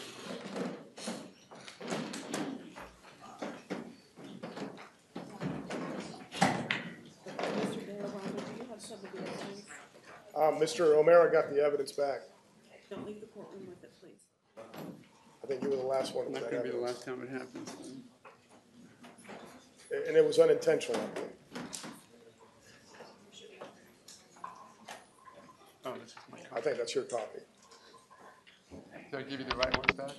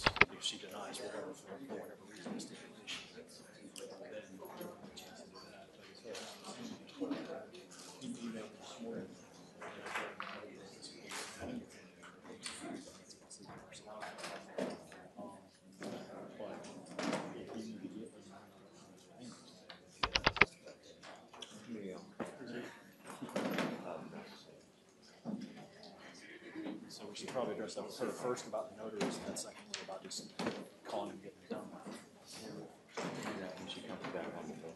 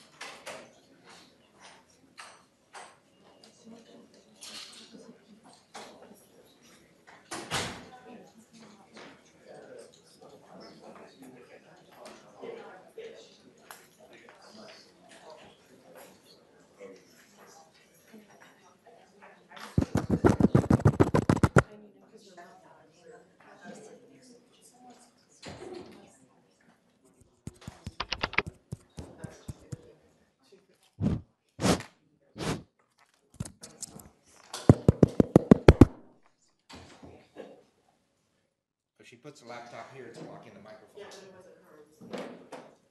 It doesn't matter. As long as there's a laptop open there, it's gonna block the microphone.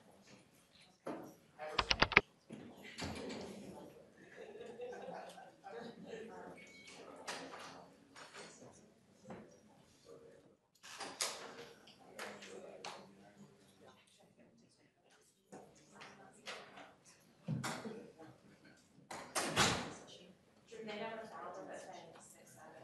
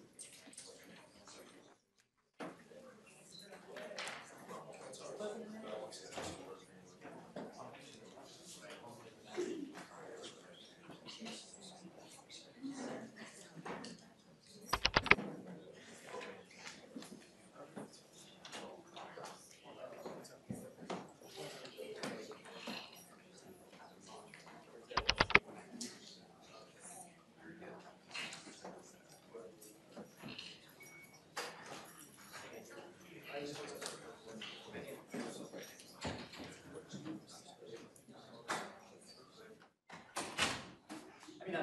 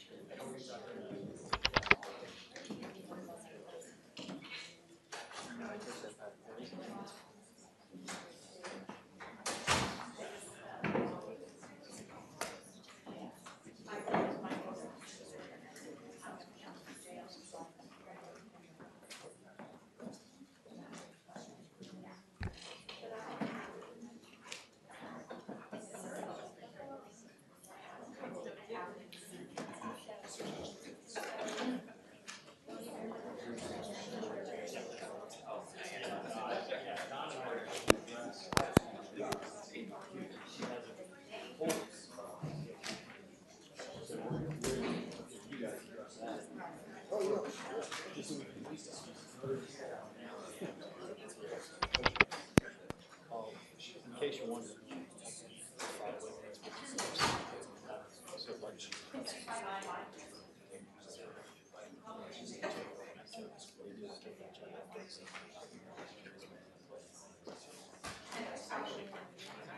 But other than that, it's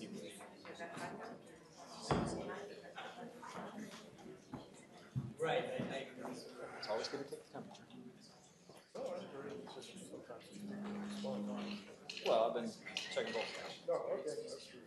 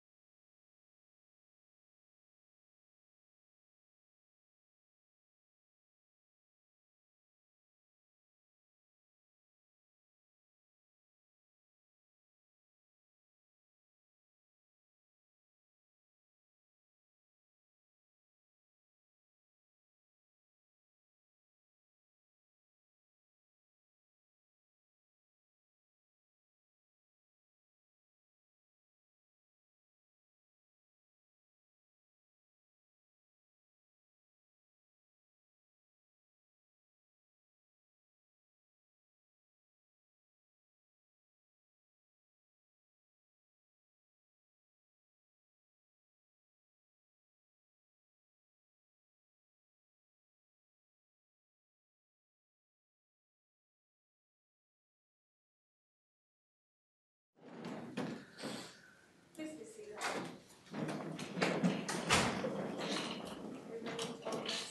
Yes, Your Honor. Ben Cordas.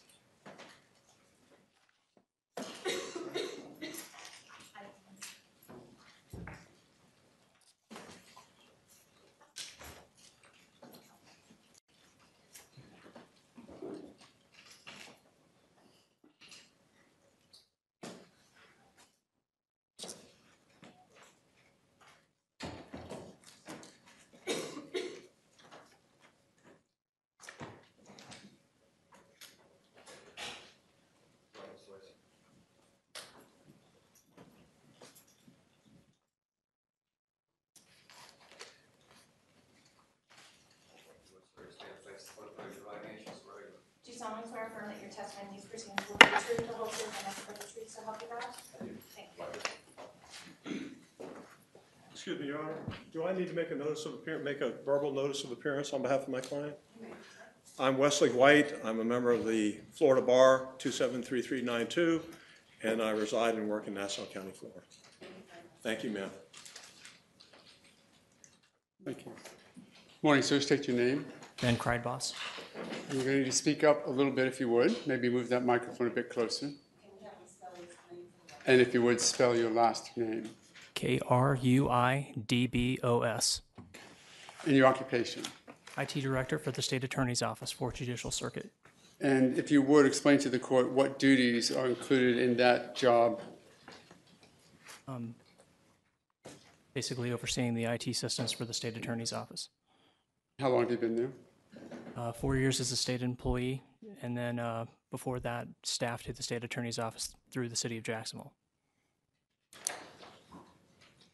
Are you then on occasion responsible for case-specific work, such as on a particular file? Yes. Does the state attorney's office, your state attorney's office, have what's known as the Cellbrite software and hardware?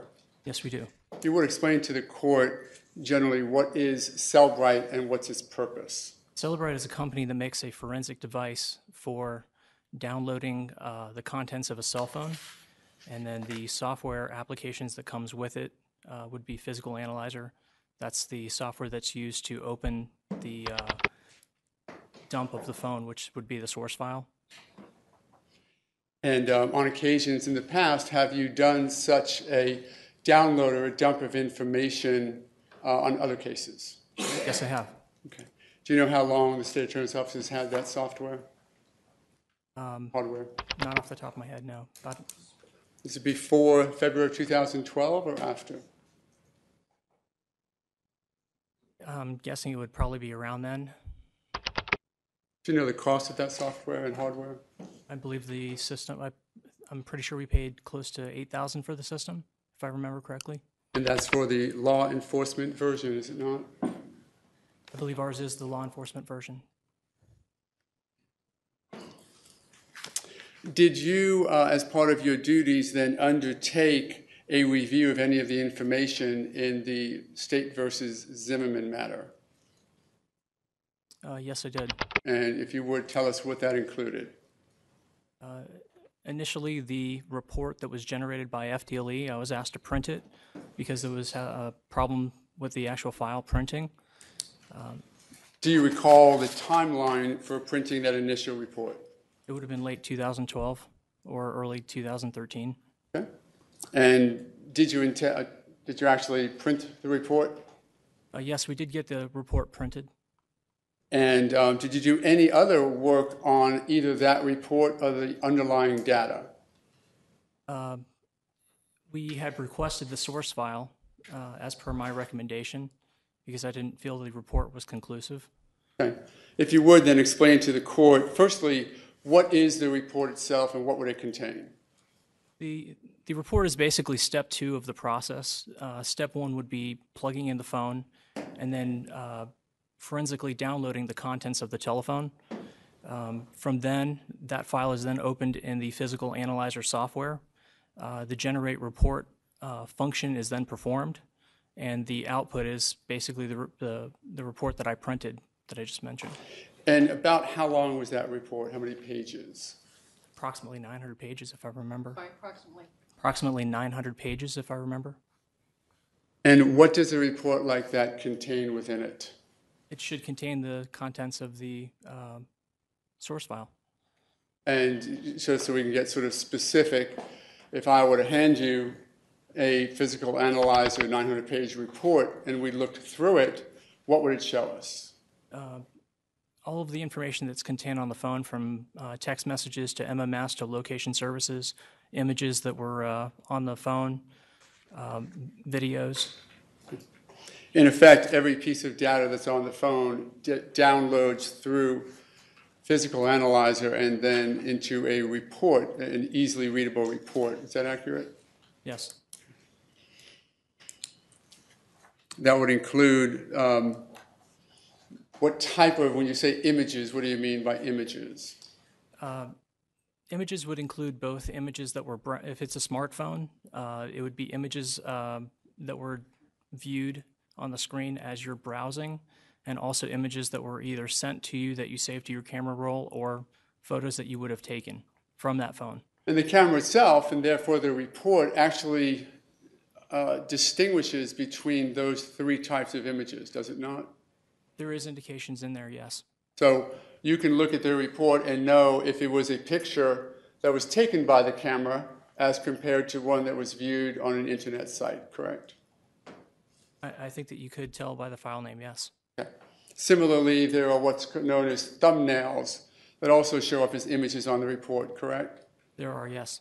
And those thumbnails are just very small, discrete images that may be pulled from an internet site and kept in a different style of image, correct?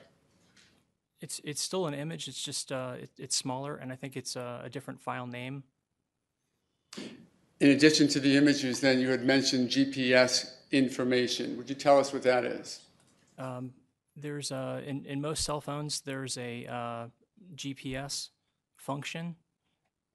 There's also the information that's saved as far as the cellular towers.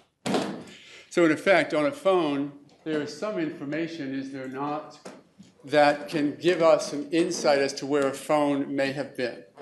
Would that be accurate? That is correct. There are some limitations, are there not? The GPS must be activated and active in order to gather the information, correct? Correct. The GPS on a phone, it's my understanding, doesn't run every moment that the phone is on. I think that it's only used when a certain function in the phone needs the GPS information. So it's not uncommon to miss a day or two of GPS information. You mentioned text messages as well. The phone retains text messages? Yes, it does. Both outgoing and incoming? Yes, it does. And it also can retain or document websites that have been visited. Is that accurate? It does, yes. And such matters as Facebook. Would it also be able to capture and retain Facebook information if the phone or a user of the phone were to access Facebook or actually utilize Facebook through the phone? Depending on the algorithm that was used in programming that phone, most phones do store that information. Okay.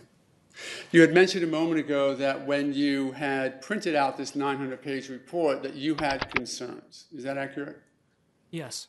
What were those concerns? My concerns were the structure of the files, the file sizes in the images folder, and the fact that I didn't see any recovered deleted information led me to believe that there was more information on the source file, and I was concerned that my attorney would get into court and not have that information. So I requested the source file. Normally, is it normal in your work through Cellbrite and other forensic software looking at cell phones that there is often information contained in the data or source file that has been deleted or somehow removed? That's what I've seen in the times that I've done it, yes. And that information, though deleted by the user, is never actually gone from the phone. It's just in a different space. Yes. When I use the wrong terms, feel free to correct me, because this is your area, not mine. Okay. So if I'm not saying it right, tell me. Basically, what ends up happening is when a file is written to a hard drive, whether it's a cell phone or a computer, the file is actually written on the hard drive. It's then put in a directory so that when you search for that file, it's available to you. When you delete that file, basically all you're deleting is the entry in the directory. The file is still on the hard drive. It does free up that space, and it then can be written over. So that's why it's not uncommon to recover some deleted messages, but not others. It depends on how the hard drive was rewritten over. And forensic software, such as Cellbrite and Encase and others, specifically look to retrieve deleted messages and or hidden files. Is that accurate? It's my understanding that they do a complete dump of the phone, including everything, including deleted messages. So when this concern came to you about the fact that your attorneys may not have had the full information, what did you do? I notified the investigator, and then... And as we go through this, if I might interrupt you for a moment, I'm going to ask you to, as best you can, tell us the names of the people so that we know who's involved and can keep track rather than we go through 2 or 3 investigators or 2 or 3 attorneys. It's going to get confusing. Okay. The investigator that you spoke to? I told Investigator T.C. Osteen I was concerned that the file was not complete. The other thing I noted at the time was that if I had the source file, rather than print the report, I would be able to export the specific modules, whether it be SMS, MMS, location services, to an Excel spreadsheet, which would be easier for them to filter through the information. In effect, once you have the source file, you could do what Cellbrite would do or anybody else with the Cellbrite software and hardware, correct? Once you have the source file, you need the physical analyzer application that comes with the Celebrite system in order to open that. The source file, is that called the bin file? I think it's UFD. If we have maybe erroneously identified the source file, that being the binary file, all the information, as the bin file, is that a name it might be called? Yes. Okay. If I use the word bin file, I'll try not to. I'll try and use the UFD from now on. But if I revert to bin file, we're talking about the same file. Is that accurate? It's understandable. Okay. So the bin file, in and of itself, is worthless forensically, is it not? You would need the software to open it. And the $8,000 software? I think $8,000 was the total that we paid for the entire system, including the hardware. Okay. So I'm not sure how much the actual software is. In effect, the bin file are really zeros and ones, are they not? I actually haven't looked at the structure of the UFD file, so I'm not sure. I would venture to say that it is binary. Okay. And if we were to look at that on a computer screen or on paper, it would be an unintelligible series of numbers or symbols that cannot be viewed unless something can interpret it, like Celebrite. That's my understanding, yes. And you asked to try to, what you got was initially what you had, the report you filled out was just, you know where that came from? The report that Yes. original report, it was my understanding it came from FDLE. In effect, what you got was either a PDF or some form of the actual report itself, correct? Yeah, the report that was given to us is performed by the generate report function within Physical Analyzer. So what it ends up doing is it creates a folder, and in that folder are a series of subfolders with images, videos, and other information that's kept on that. All of that is referenced in a PDF file, I believe it's called report. Okay. Did you sought to get a copy of the source file, is that correct? I mentioned to the investigator that I had concerns that we didn't have all of the information. And what did he say? Let's call Bernie. Okay. And then what happened? We called him, I believe, from my desk phone. And when you say him, you mean Bernie Delorianda here in the courtroom? Yes, sir. And tell me of that conversation. Basically, we tried to explain it. I think he was in the car, so we said that we would come and see him the following morning. And again, are we still not talking about the end of 2012, early 2013, or? I believe so, yes. Okay. And did you in fact meet with Mr. Delorianda at some point the following day? I'm not sure if it was the following day, but it was shortly thereafter. Investigator Osteen and I went to his office, and I explained to him that I had concerns that all of the information was not there. And at that point, was that based solely on your concern that there were no deleted files or nothing that would suggest that this was a complete report? At this point, it was completely a hunch on my part, just based off of what I had seen from doing phones before that. Okay. And Mr. Delorianda's response? We can call FDLE and request it. Okay. And was that done? Yes. And at some point then, do you know who you spoke to at FDLE? I cannot recall the gentleman's name. Okay. At some point then, did you receive the source file? Yes, shortly thereafter, Investigator Osteen came to my office and said that he had the source file. And what then happened with the source file? The first thing I did is I put it in my computer and looked at the properties of the UFD file and noticed that it was 2.3 gigs compared to the 100 megs of the original report. The initial 900-page report that you had took up the space of 100 megabytes? The entire folder structure, including the report that encapsulates the 100-page or the 900-page report, was approximately 100 megs. And the source file that you retrieved was 23 times that in size? Is that accurate? Yes. What did that indicate to you? That the report was not inclusive of everything that was on the source file. So what did you do? At that point, I explained to Investigator Osteen that the physical analyzer software would need some time to run. And before he left, I tried to open it, and I noticed that the modules at the bottom of the window did not pop up. So he mentioned that when we called FDLE the first time to request the source file, the gentleman had said to call him back, and he would let us know what to do to get it to open. We called him back, and he mentioned that there were 2 plugins within the physical analyzer software that were required for that phone type. So we ran those plugins, and that essentially populated all the data to the phone. Okay. And that person at FDLE, do you know his name to be Steve Brenton? I can't recall his name, I'm sorry. Have you met him here in the courtroom on the gray suit, glasses? No. Okay. When you say it populated all the data, does that mean that an additional report was then available? What that means is basically when you open up a UFD file in Physical Analyzer, all of the information on the phone should be readily available to you. So after I ran those 2 plugins, all of the information was then available. And again, the timing of this? The timing? The timing of when, January, or when was this, December? It was early January. Okay. 2013. 2013. And what, in effect, what was the difference in the 2 reports that had been generated, one by FDLE and yours? I used the Generate Report feature in Physical Analyzer, and I reran the report. It took a number of hours to run. Once it was complete, it created a folder with all of the same information.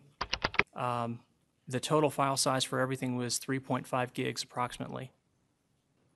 As compared to the 100 gigs that made up the previous report and file structure? 100 megabytes.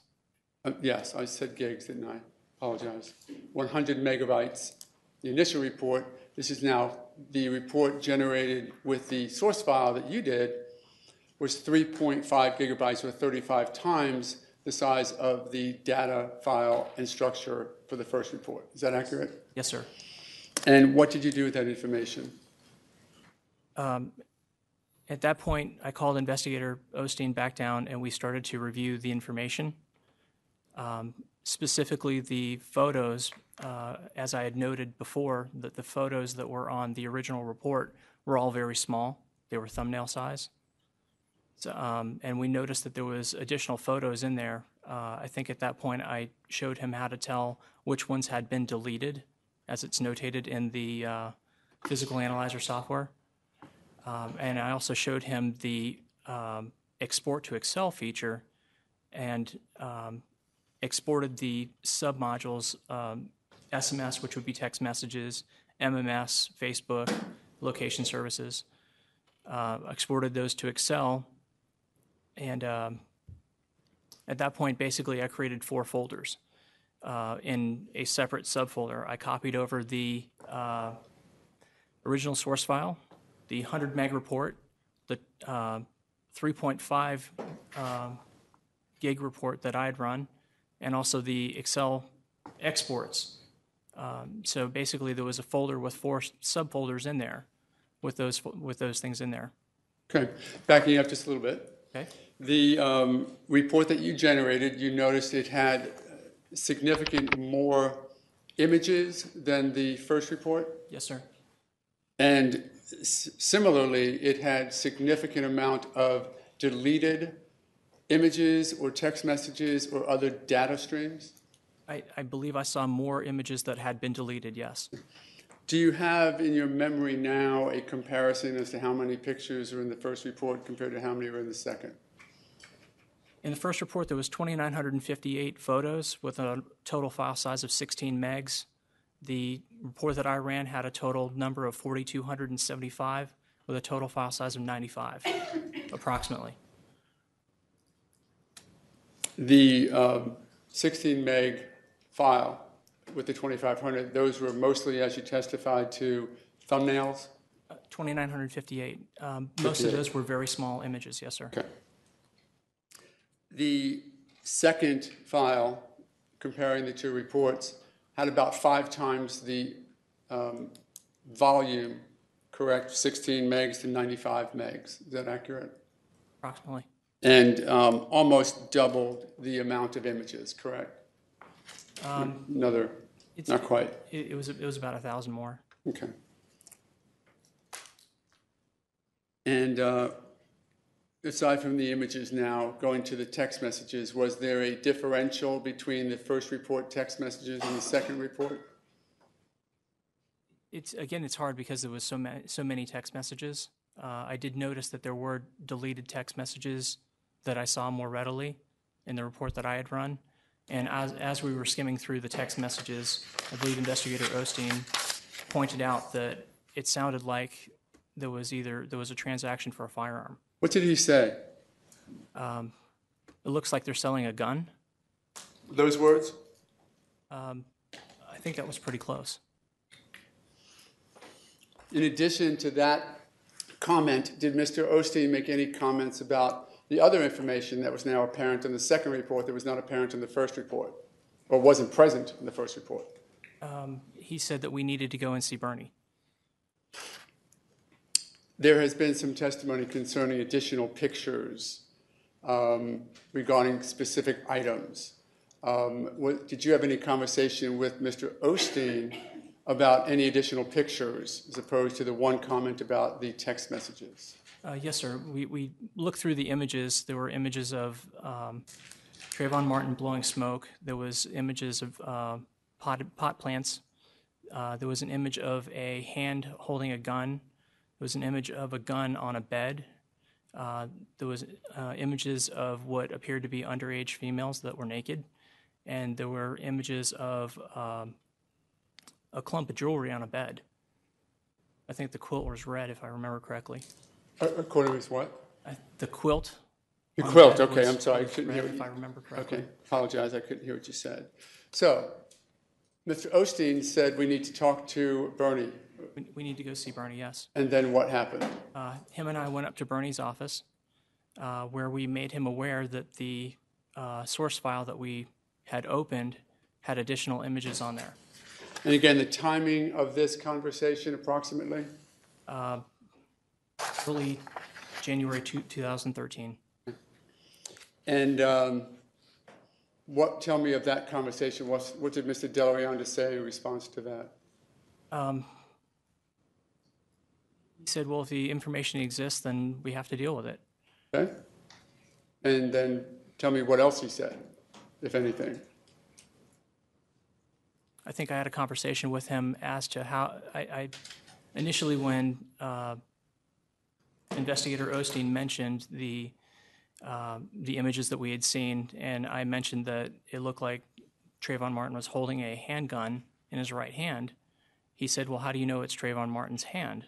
And I said, it's an assumption based on the file, the file name that image was named. It looked like that would have come from that phone's camera. And I held up my right hand with the gun, and then I held up my left hand as it was holding a camera, as you would if you were trying to take a photo of a gun that you were holding. What was his response? You can't see anything else but that. Okay. Any other conversation during that initial meeting with the new source file report? No, I think that was pretty close to it. What then next did you have to do regarding that report or this case? At that point, basically, I went back to my office and I printed the Excel spreadsheets that those specific modules were on, and then I index tabbed them, and that was it. And just so we're clear as far as what Excel spreadsheets are, the report itself outlines in the 900 pages all of the text messages, is that correct? All of the images, is that correct? And everything else that's on the phone in various categories. That's correct. Okay. And in the physical analyzer software, you can separate those categories and export those to an Excel spreadsheet. So in effect, you could take all of the images, all of the deleted images if you wanted, and move them from the data created the report into an Excel spreadsheet, right? I think at that point, with the export feature, I think that that's all or nothing. I think you export to Excel the text messages. Okay. So all of the images would then go on an Excel spreadsheet, potentially. Is that accurate? Not so much the images, but the text messages. The images are contained in a folder. So this would then be sort of a sub-report that would outline all of the text messages in or out, deleted or not. Is that accurate? For the most part, yes. And you had performed and created all of those reports on behalf of the state attorney's office, correct? I did, yes. Okay. Then what next did you accomplish? At that point, I copied the folder that had the 4 subfolders, the one folder that contained the original source file, the one folder that contained the 100 meg report from FDLE that we had originally received, the 3.5 gig report that I did, and then the additional folder that contained those Excel spreadsheets. I copied those to a flash drive, and I put it in the box that contained the 900-page report. Okay. And what did you do with that? Brought it to Bernie De La Rionda's office. Okay. Did you talk to him about it? I believe I told him that that's what was contained in there. Okay. Any further conversation that day about delivering to him all of those reports and the flash drive that had it all in digital format? I asked him what happens now, and he said that FDLE would have to redo their report to match ours. What else did he tell you about that next step? That was it. Did he have any concern with you being involved in the process of having to testify? He said so that I wouldn't have to testify. When you handed this thumb drive to Mr. De La Rionda, did he seem to know what it was? It was in a box with a 900-page report. Okay. I told him where it was, and I think I put it on the round table in his office. Did he seem, from your past experience with him, to know what a thumb drive is? He knew what a thumb drive was. Does he know from your past experience, does he know what a JPEG is? I'm not sure if I don't know. After he said he was going to have FDLE do the report, what other next conversation you had with him? I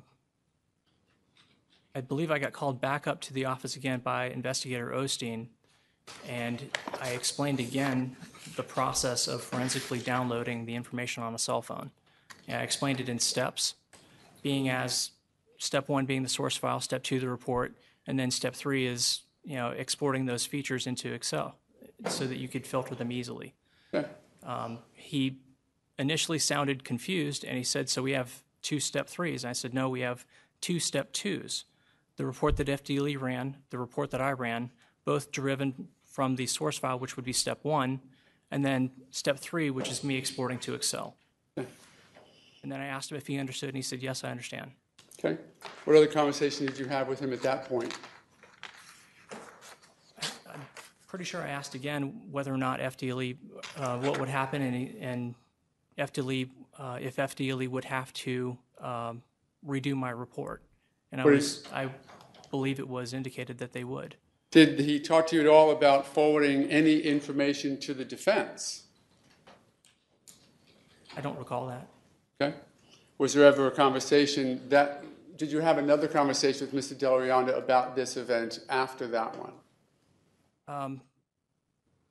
About this event being the cell phone? The generation of this new report and the uncovering of more information off the phone. Could you please clarify, because correct me if I'm wrong, I believe that the witness testified the last conversation was between him and Mr. Osteen. Okay, let me clarify. My understanding was that, just to back up a bit so that I don't confuse you or myself, you brought the file up to Mr. De La Rionda's office with the written report or the paper report and the thumb drive. And then I said, did you have another conversation? I may have misspoke if I thought you said you had that with Mr. De La Rionda. Who did you have that next conversation with? So here's the question. You set up, you brought up the report, you left, you may have had a conversation with Mr. DeLaronda about forwarding it to FDLE. Then there was another conversation you had. Just start again with that one and tell us who was involved in that. The other conversation that I had is when I got called back up by Investigator Osteen to Mr. DeLaronda's office. And who was there? The two of them initially, and I explained it again, and he called John Guy in his office so that I could explain it once more. So Mr. Guy was present for at least part of this conversation regarding the existence of this other information having now been distilled out of the phone? As I recall, yes. Any further conversation in that conversation? I believe after Mr. Guy left is when I asked once more what would end up happening, and he said, I can't recall if it was that conversation or the one right after where he mentioned that that we could send the source file to defense, and I'm pretty sure it took place in his office because I remember standing in front of his desk and him walking around his desk as he said it, and as he was sitting down, he asked me how much the Celebrite system was, and I said $8,000. And what did he say? I don't recall what he said. Okay. You now call it source file. So the source file is the same as I'm calling it bin file, and we're also calling it UFD, correct? Same thing. It is still the binary file, the zeros and ones. So, Correct. okay. And did Mr. DeLaronda say anything like the defense can go out and buy their own Celebrite? When the conversation was wrapped around how much would it cost? He may have, but I don't recall that. Okay. But he did ask you what the cost would be for someone who doesn't already have the software and hardware to accomplish the report that you accomplished for him. Yes. You had now mentioned you thought you may have had another conversation. If you would go over that, please.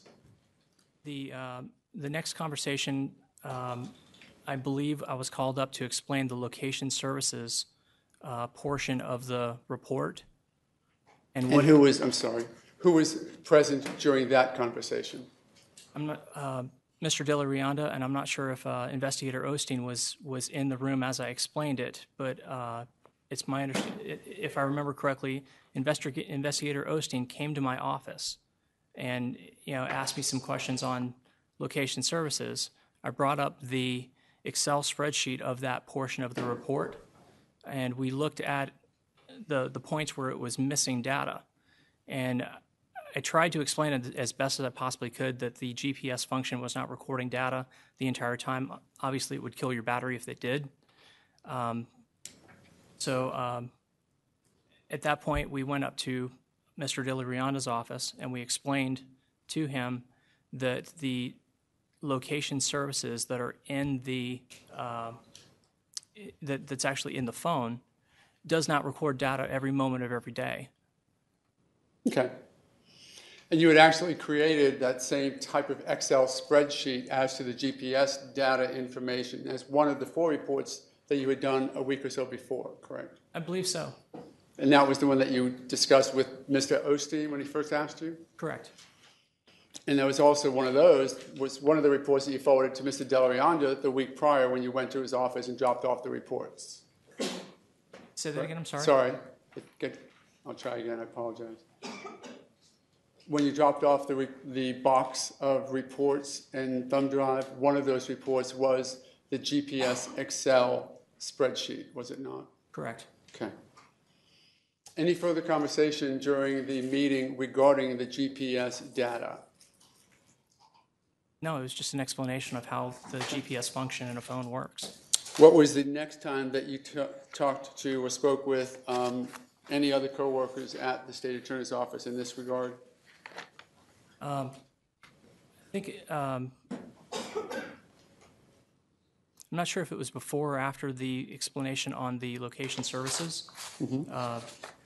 At that point, I had mentioned to my boss at the time, Rich Commando, that I had suspected that the report was not conclusive of everything, and I had concerns that we wouldn't have had all the information that was on the phone, and you would have found it. And I told him, I said, when I got the file, it was 2.3 gigs, 23 times the size. Okay, what did he say? It's a good find. Anything else with Mr. Commando about this? No. Okay. Is he still with the office? No, sir. Any further communication or contact regarding this event we're talking about with either Mr. Delarianda, Mr. Guy, Mr. Osteen, or any other people from the State Attorney's Office? Not that I recall. Okay. Did you ever find out whether or not FDLE had actually prepared an additional report? No. Did you make any other inquiries in regard to whether or not FDLE had made that report? No. Did anyone ever tell you that a report has now been generated, you don't need to worry about testifying, we have everything covered? Excuse me, let me back up one more time. Sure. Yes, I did. On May 24th, when I met with Bernie, I asked him at that point if the report, if FDLE had redone the report. He responded yes. Him and John Guy had met with the FDLE person in Burger King. That's May 24th of this year. 2013, yes. And I just want to make sure that we're not bypassing a couple of months, because I think we were in the end of January, beginning of February timeline when you were testifying. Is that accurate? Right.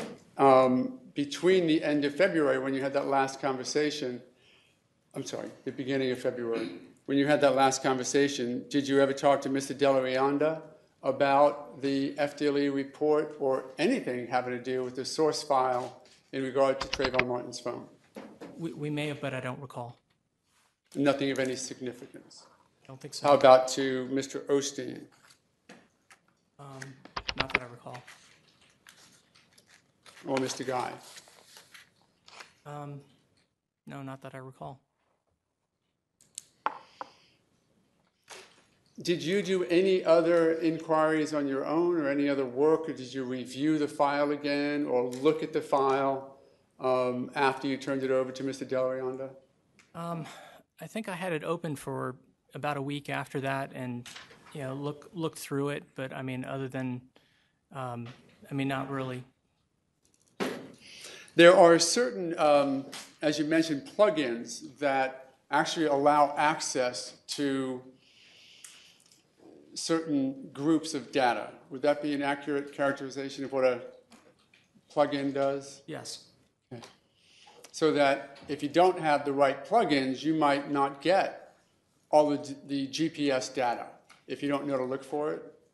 What I noticed with the two plugins that we ran is there was very little data initially, and then when the two plugins were run in sequence, they populated all the data. And without those plugins and not knowing to actually do that, that data would not be found, correct? That's something I didn't simulate that. Okay. Matter of fact, there may be plugins created yesterday or today that would allow access to other data not accessible 3 days ago, correct? Not that I know of. Well, no, I'm saying, not that they exist, but they could. It's an ongoing process, is it not? That's true. And before those two plugins were created, however many months or years ago they were, that information wasn't available, was it? No, the Celebrate software is evolving. They have updates all the time. And you have the most updated software, do you not? I think at the time we ran it, yes. You were then talking about May 24th and your conversation with Mr. Delarianda. Yes. What did you ask him? He called the night before, or actually Jacqueline Bernard had called me the night before saying that he had experienced some computer problems and he had questions on the cell phone information. I didn't get to him till the following morning, and he said that defense was saying that they had not received everything that that was out there. That was when I asked him if FDLE had rerun the report. He said, yes, John Guy and I met with him in Burger King.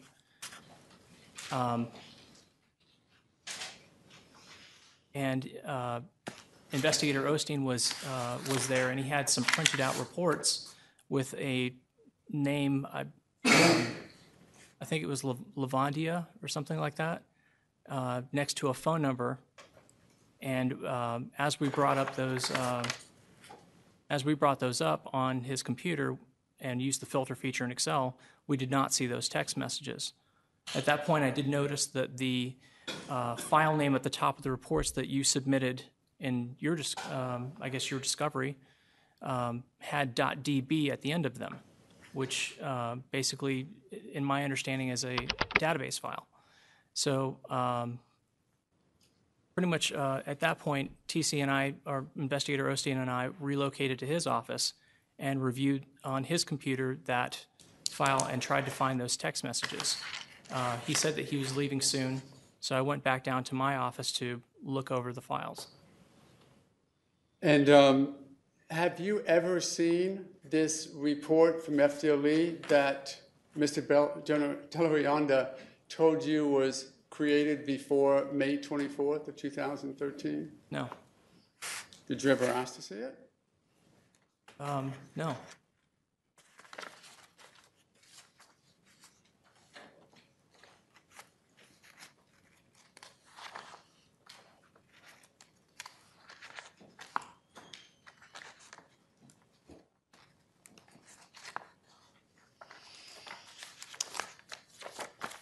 There have been questions about why you came forward and disclosed this information. So let me just ask you, first, when did you decide to disclose this concern about the report? Probably by late March, early April, I had concerns that the information had not been turned over. I didn't have any reason to believe one way or the other. I knew that the information existed, and I had been told two different things by Mr. Delarianda. One, that FDLE would redo the report and the information would be provided, and then in a second one, that only the source file would be provided.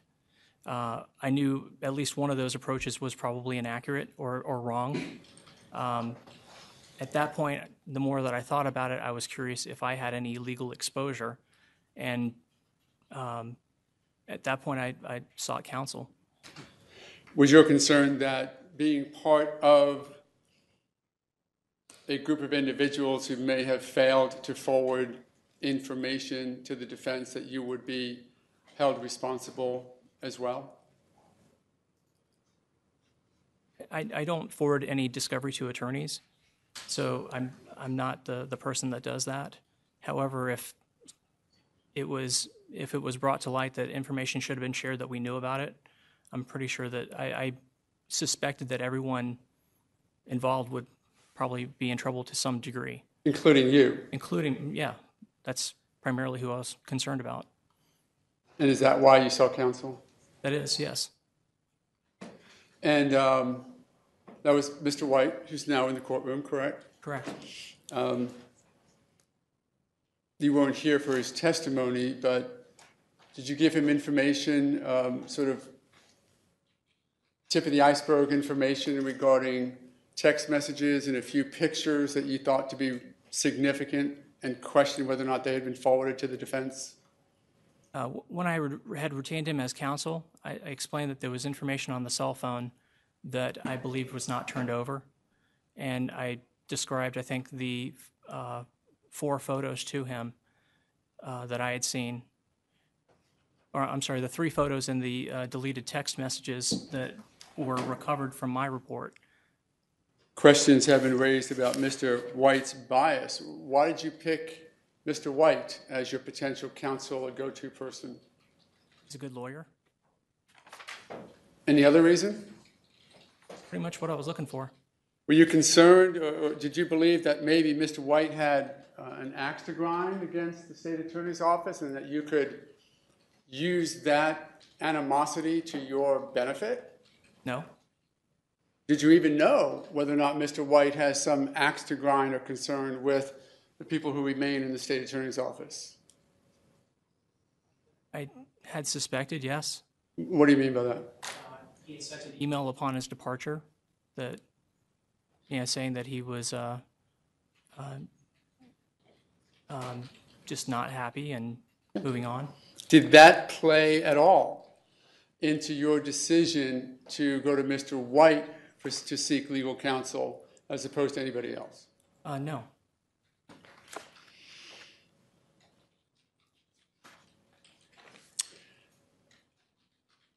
Is there any other reason, aside from your potential liability, that you decided to come forward and disclose this information that you knew?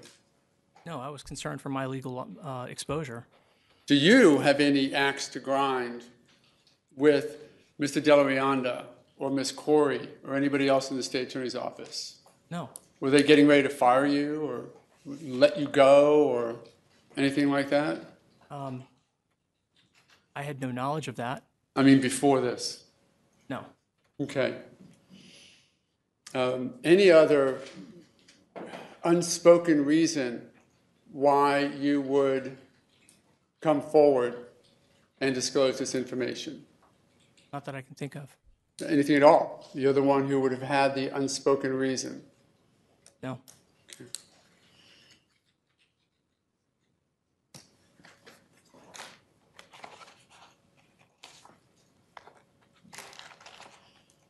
Did you find out that the information had in fact not been forwarded from the state attorney's office to the defense?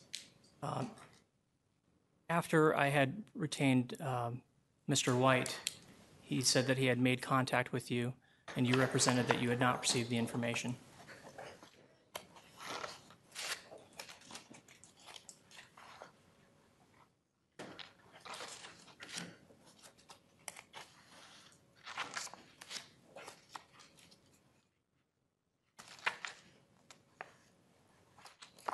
What concerns do you have now that you have taken the path of disclosing this information From personally? personally, that I'll lose my job. Mm-hmm. Do you think that that potential was worth the risk you took in disclosing it? Yes, I do. Why is that? I think all of the information being shared is important in the process to make sure that it's a fair trial. A moment, Chairman.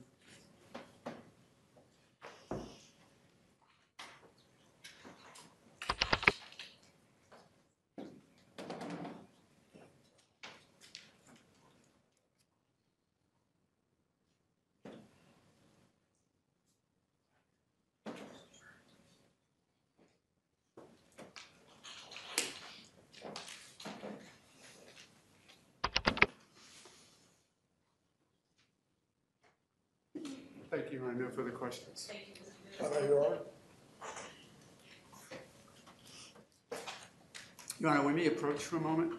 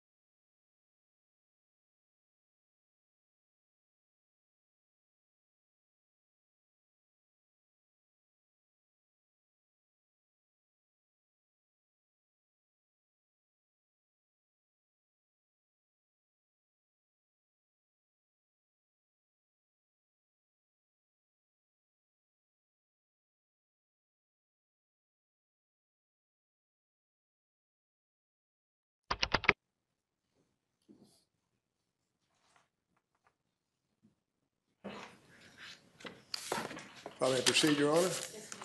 Good morning, Mr. Kryboss. Good morning, sir. Let's start regarding the evidence. Let's make sure everybody understands, more specifically the judge. The bin that we're talking about, all the data that dumped from Mr. Trayvon Martin's phone was turned over to the defense, correct? All of it. Sir, I don't know what was turned over to the defense. Well, I guess that's really what I'm trying to ask you. Okay. Why would you make an allegation if you don't know what was turned over to the defense? I was concerned for my legal exposure if it had not been. So you assumed that maybe it had not been turned over, correct?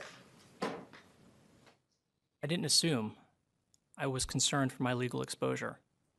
So if you didn't know it had not been turned over, wouldn't it be fair to call that an assumption that you didn't know for sure, right? I did not know for sure, no. Okay, all right. Let's get to the heart of the matter here. We've got a data that is a dump, I'm going to call it. Is that incorrect to call it that? From the phone, correct? That would be the source file, yes. That's the source file. Everything is dumped in there. And then from that, reports could be generated, correct? Correct. But all the data itself is in one source, correct? Yes. Okay. And you have no evidence to the contrary that that evidence, that data, was turned over to the defense? No, I don't. Okay. Would it surprise you that in a deposition in Miami on April 25th, the defense asked the witnesses about this gun allegedly being bought or not? The defense showed a witness who was placed under oath, the defense did, Mr. O'Mara or Mr. West, a witness about that gun and asked about the text messages regarding guns. You weren't aware of that, were you? I was not aware of that. Doesn't that call into question as to your knowledge as to whether these documents had been turned over to the defense or not? I don't understand the question. You're alleging, or you speculated, that this evidence had not been turned over, correct? That was your concern. That was my concern. You were concerned about criminal liability, that this evidence had not been turned over, correct? Yes. And by the way, for purpose of the record, you never spoke to me or Ms. Corey or anybody, or Mr. Guy or Mr. Manti or Mr. Osteen about the fact that you had gone to West White about this, correct? No. Right? That was a secret. Was it not true? You didn't come tell me. No, I did not. You didn't tell anybody in the office. No. Okay. So how would Mr. O'Mara have had knowledge about this gun and the text messages about this alleged thing about buying a gun or selling a gun or something on April 25th of 2012 in a deposition of a witness if he didn't have the information already? I mean, obviously you would have sent him the source file. Oh, okay. So he may have had it. He may have had all the information that you're speculating about he may not have had. The information that you're referring to is in the source file. The information that I was concerned about was in the report that I generated from the source file. Right, but one of the items you mentioned was this text about a gun, correct? Yes. That you were concerned about that Mr. O'Mara didn't have, right? Yes. Okay. So you weren't aware that Mr. O'Mara asked a witness on April 25th in a deposition in Miami about this? I was not, no.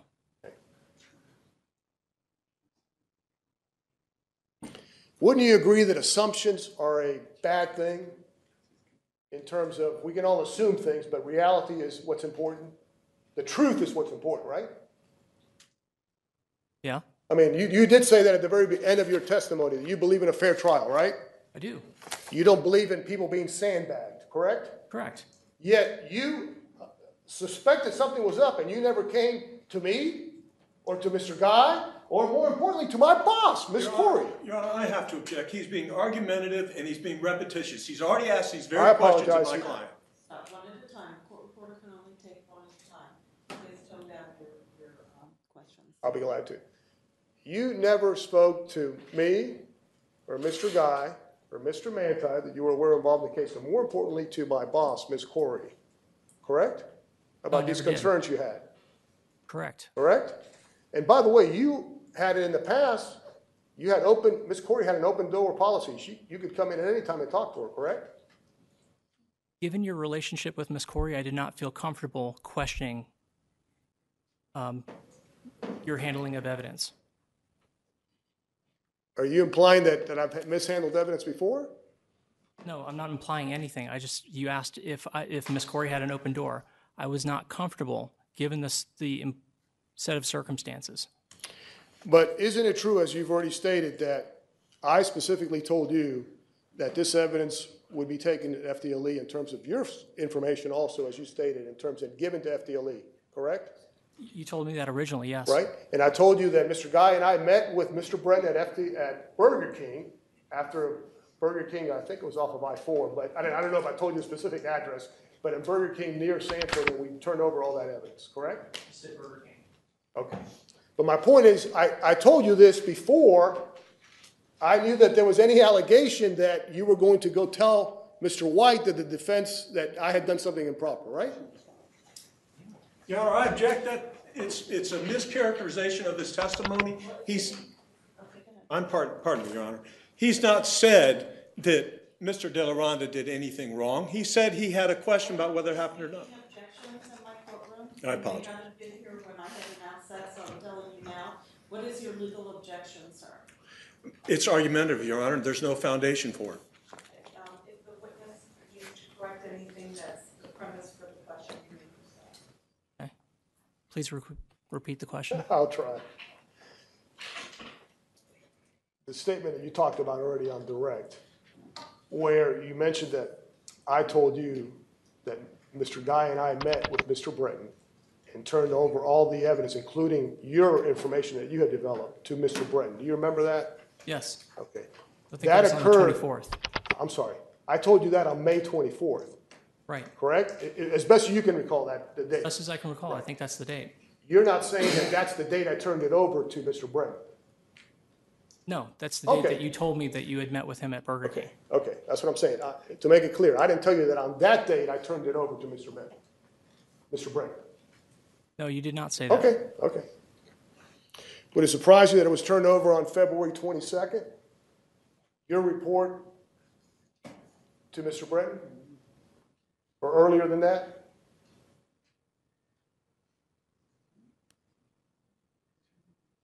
Let's make sure. Is your answer you would not be surprised or you would be surprised? I'm not sure how to answer that. Okay, I apologize. I didn't mean to I'm sorry, confuse Your you. Honor, I have to ask for clarification because now I'm completely confused. What evidence he's talking about, given to whom, on what date? He may ask his question again. I have what I wrote in my notes, but his question is not. Okay. You mentioned that I told you, you believed on May 20, I'm sorry, you said May 24th or? May 24th Okay, of this year? was when you mentioned Burger King. Okay. And that came up because I told you that Mr. Guy and I had met with Mr. Britton and I turned over all the evidence that you had recovered from the source file or whatever to Mr. Britton, correct? That was my understanding. Okay. I never told you that we were going to hide the evidence at all, did I? What you said was, we will send them just the source file. Did I not tell you that we were turning it over to FDLE, specifically Mr. Britton, and Mr. Britton was the expert in this case and would be testifying because he was a forensic expert? I'm sorry. Did I not tell you that the evidence that you got was going to be turned over to FDLE, Mr. Britton, so that Mr. Britton would be the witness that would be testifying at trial or would be deposed regarding this matter? Yes, and Okay. then after that, you told me that we were only going to turn over the source file, and then you asked me how much the Celebrite system costed. So are you saying that I told you we were going to hide that from the defense even though I was going to give it to Mr. Britton? I never heard you say the word hide. Well, what are you implying by your statement? That I had an understanding that one thing was going to happen, and then I had an understanding that something different was going to happen. So I told you, I'm sorry, Your Honor, if he might be able to finish his answer. I think he was in the middle of it. At which point, that's what gave me concern that I might have legal exposure. So are you stating, I mean, make the accusation if you would, please. Are you saying that I told you we were going to hide the evidence from the defense?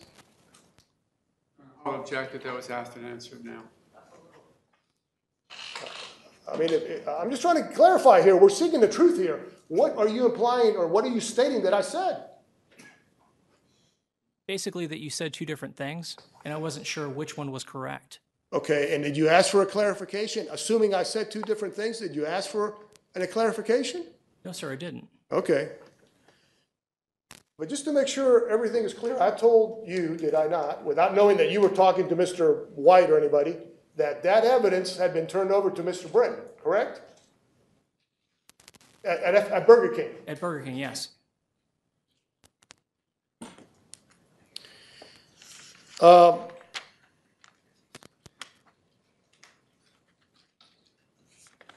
You mentioned you worked with Cellbrite. Now, you have not testified as an expert in court, have you?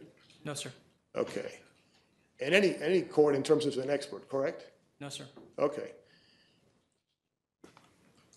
And what happened in this case, I think you've mentioned it already, we had gotten the evidence from Mr. Britton, correct? As far as you knew, we had gotten from FDLE. I don't know if you knew the name of the analyst. Would that be accurate? Yes. Okay.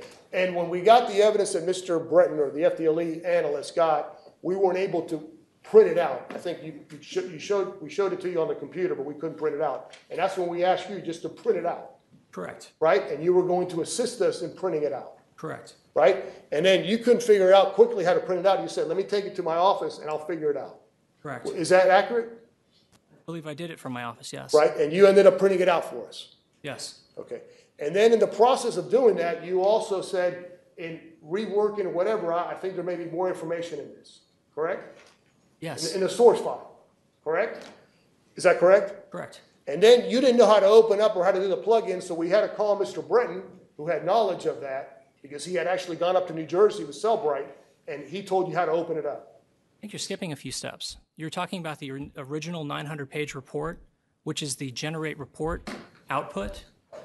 Then you jumped to the source file and using the plugins in order to open the source file. Those are two completely separate things. Okay, well, I'm just trying to make it quicker, but I mean, we can go through all the process, but my point is, you went and got it and you generated your report. We can go through the whole steps. My point is, originally you were tasked with printing out the report. Correct. Right, that FDLE had prepared. Yes. Is that accurate? Correct. Okay, and then you did some work on it on your own. No, sir. The 900-page report, we went to you to request that the source file be provided. That's when we called... From FDLE, I'm sorry, from Mr. When we Brett. called FDLE. Right. And then once FDLE got it, it was brought to my office by TC Osteen. Because you originally did not have the source or the dump. You only had the report that Mr. Bretton had prepared. Correct. Right? And then once we got you the dump, right? Right. Because you determined, my recollection is that it would be easier to print it if you had the dump itself. Right. I'm calling it a dump, maybe the bin file or whatever. That's Is that good. accurate? Yeah. Okay. And so when you did that, then you ran a report of yourself and you determined that there was more on what you ran than what Mr. Bretton ran. Yes. Right? Yes. Okay. And then you also, before that, you had to ask Mr. Bretton how to pull in the plugs. You didn't know how to do that. Remember that? When I originally got the source file, TC Osteen and I called from my desk. We called him and he explained what plugins needed to be run. Right, because he told you what you needed to do in terms of being able to do it so you could generate a report. Correct. Right? You're not in any way implying or stating that Mr. Bretton is not qualified in terms of what he does or doesn't do you? I haven't made that. I mean, you're not here disputing his qualifications is what I'm getting at. No. Oh, okay. I mean, did you go, by the way, up to Cellbrite in New Jersey?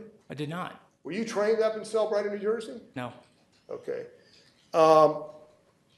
You are aware that Mr. Bretton did go up to Cellbrite, New Jersey? Yes. Okay. Because I think somebody told you at some point, correct? I think it was Investigator Osteen.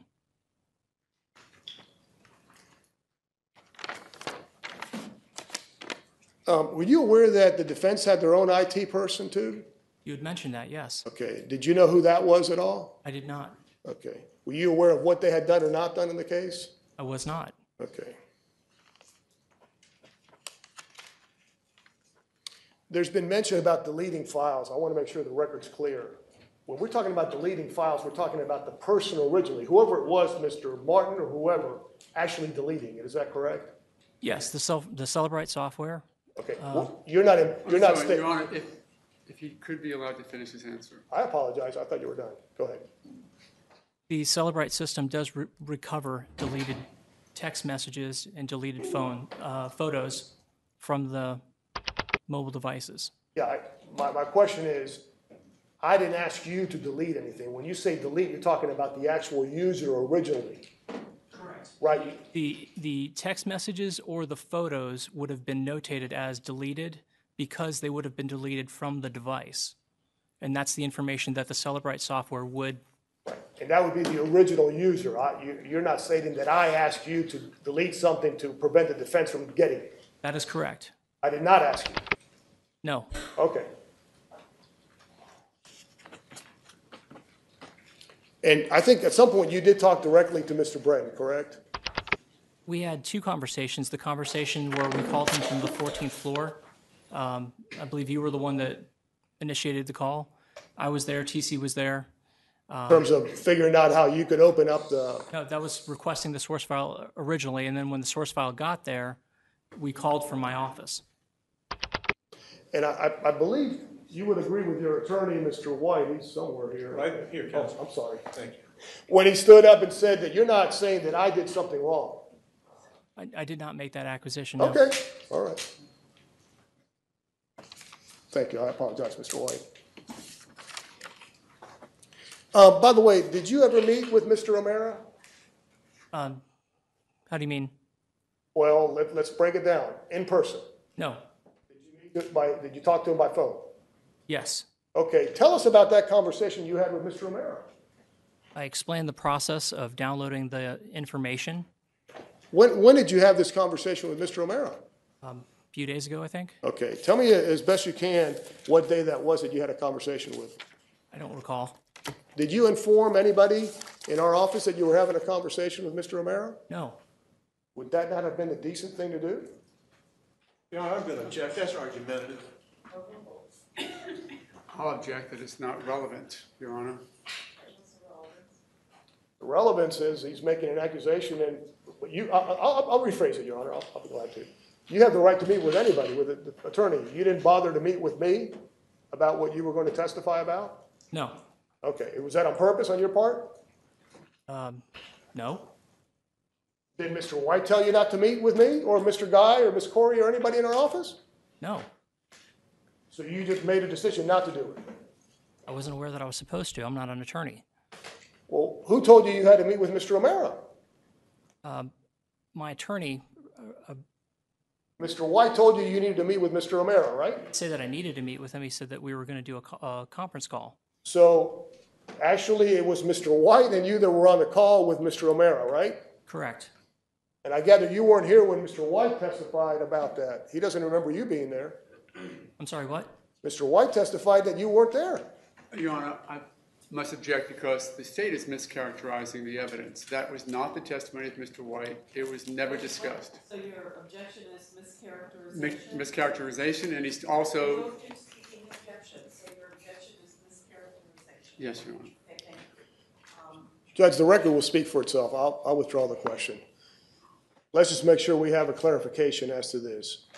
You and Mr. White had a conversation with Mr. O'Mara, is that correct? Yes. Okay, and was that just one time or more than one time? Just that one time. Okay, and do you recall when that was, sir? A few days ago? Okay. When you say a few days ago, like, I don't recall.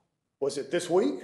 Yes. Okay, so we're on, I think today's Thursday. Okay. You think it was like yesterday or the day before or something? I do, yes. Okay, and was that by phone? It was by phone. And how was that arranged? Through my attorney. Okay, I mean, you called Mr. White and then he told you, I want to, I'll break it down, I apologize. Did you say, I want to talk to Mr. O'Mara, can you get a hold of him, I want to explain to him what's going on? Or did Mr. White tell you, hey, listen, you need to talk to Mr. O'Mara? Or did Mr. O'Mara call you up? You understand what I'm trying to get at? It was, my attorney had arranged the call. Okay, and did you ask Mr. White, well, why do, I did not tell him that I needed to talk to Mr. O'Mara. You didn't on your own do it? No. Okay, so Mr. White suggested or told you you need to talk to Mr. O'Mara? Yes. Okay, and what else did Mr. White tell you when he told you you needed to talk to Mr. O'Mara? That was it. Okay, and did you ask him anything like, is that all right? Can I talk to him or should I talk to him? Or do you just rely on his advice and did it? Relied on his advice and did it. Okay. Did you at any time say, hey, shouldn't we talk to the state attorney's office? No. That never entered your mind? No, again, I'm not an attorney. Okay, well, that's why I'm asking. Did you ever ask Mr. White? No. Did he ever tell you, we're not going to go talk to the state attorney's office, by the way, because whatever reason? No. Okay, and you spoke to Mr. O'Mara? Yes. Okay, can you tell us what you told Mr. Romero? Basically, what it encapsulated everything that he went over when I first got up here. Okay, so you told him the whole process, everything that you've testified about, basically? Yes. Okay. Did you provide Mr. Romero with any information? I just said that I talked to him and told him the whole process. I mean, physical stuff. I apologize. Let me make No. sure. Did you give him any information, like No. any files or any documents or anything like that? No. So if Mr. Romero on April 25th or whatever it was when he was in Miami and asked witnesses about that, you would not have provided that information ahead of time? No. What I'm getting at is the information that you exported or whatever from the bin file, you never provided that to anybody, either to Mr. White or Mr. Romero? Provided it to you? Outside the office, outside the state attorney's office? No. Okay. And I gather you never gave him the information that you produced or exported from the bin file to Mr. White? No. Even though he was your attorney, you never provided him any information? No. Is that correct? It was a verbal description. Okay. And I gather you had approved for Mr. White to come to court last time and disclose this to the court? Yes, I did. Okay, I mean, you knew that he was going to do that, and you told him it was all right? I knew that he was being called, yes. Okay, but you knew what he was going to say? I knew that he was being called. I didn't know what he was going to say, but I guess my question is, you're saying that the conversation you had with Mr. Romero was after Mr. White had already disclosed the information in court in the last hearing? yes. Okay, and did you watch that last hearing, and did you review Mr. White's testimony at that last hearing? No. You hadn't seen it at all? I have not seen it at all. Okay.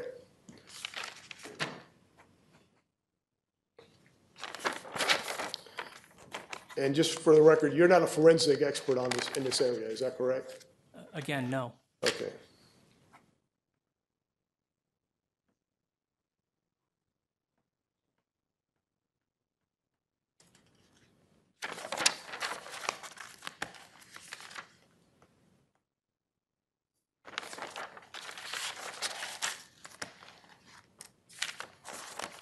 And you're stating that I think you stated you expect to be fired or something. Did you say that? I said that was CERN. And why would you be concerned about that if you haven't done anything wrong? It's just a concern. Okay, okay. If we could talk about your employment at the state attorney's office. My recollection is you were formerly with the city and you used to work in our office, basically. We used to use, not use is a bad word. We used to rely on you to, fix computers and that kind of stuff, any technical IT issues we had. Is that correct? You were assigned from the city to work for the state attorney's office. Is that correct? For a good number of those years, yes. And in fact, at some point when Ms. Corey took office, she brought you on as involved in the IT area. Yes. Is that correct? Is that accurate? Yes. Did you start with her employment in terms of the state attorney or soon thereafter? I think it was 6 months after. Okay. And you were made in charge of the whole IT area. Is that correct? Yes. Now, recently, your title position or your duties, your responsibilities, your management has changed somewhat, has it not? Yes. Okay. And in fact, recently, you're reporting to somebody else, correct? Correct. She is the fiscal director, Ms. Summers Sunson. Correct. Okay.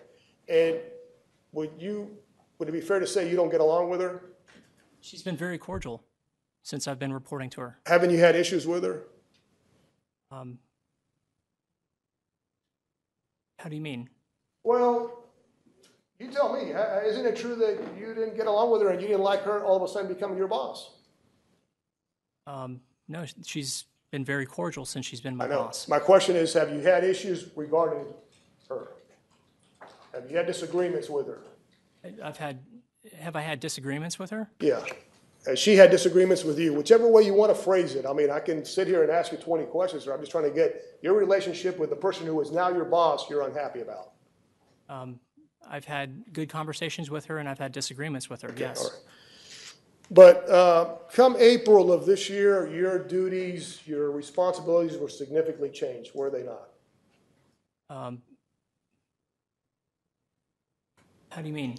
Well, let's go over the significant changes. Specifically, your access to the F drive that you had total access to everybody's was curtailed or taken away, was it not? Yes. Okay. Before, you used to have complete access. And this is before, by the way, we even suspected or knew until we heard Mr. White testify that anything was going on. Your duties were curtailed, correct? Your responsibilities, your access.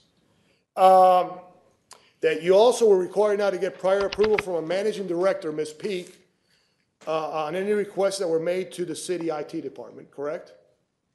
No, that wasn't my understanding. Okay. And you were to report to a fiscal director for all purchasing and budget matters, Ms. Sanson. And before you had carte blanche, but, well, I don't want to exaggerate it, but you had more authority than you do now. No, all the purchasing happened through the business office. I didn't do any purchasing. Before you had 8 supervisors, 8 people that you supervised, now you only supervise 1 person. It was 10 and then down to 2. I apologize. Now it's 2, Chris King and Mario, I can't remember Mario's last name. Okay. But your duties or your authority was curtailed. Would you not agree with that? My duties or my... Your authority over people. I had less people that reported to me. Okay. And your work hours were changed. You were no longer allowed to take short lunch to shorten the workday. You remember that? Yes. Okay. And you had to produce a job description of your duties. Correct. You also had to produce a written list of what projects were being worked on, correct? Right. You also had to document in writing whenever computer equipment was moved or reassigned, which wasn't previously done. No, we did keep inventory on computer equipment. And you also were to immediately inventory all the computers belonging to the state attorney's office because of switched and re-image concerns, computers, correct? I wasn't told why. Okay.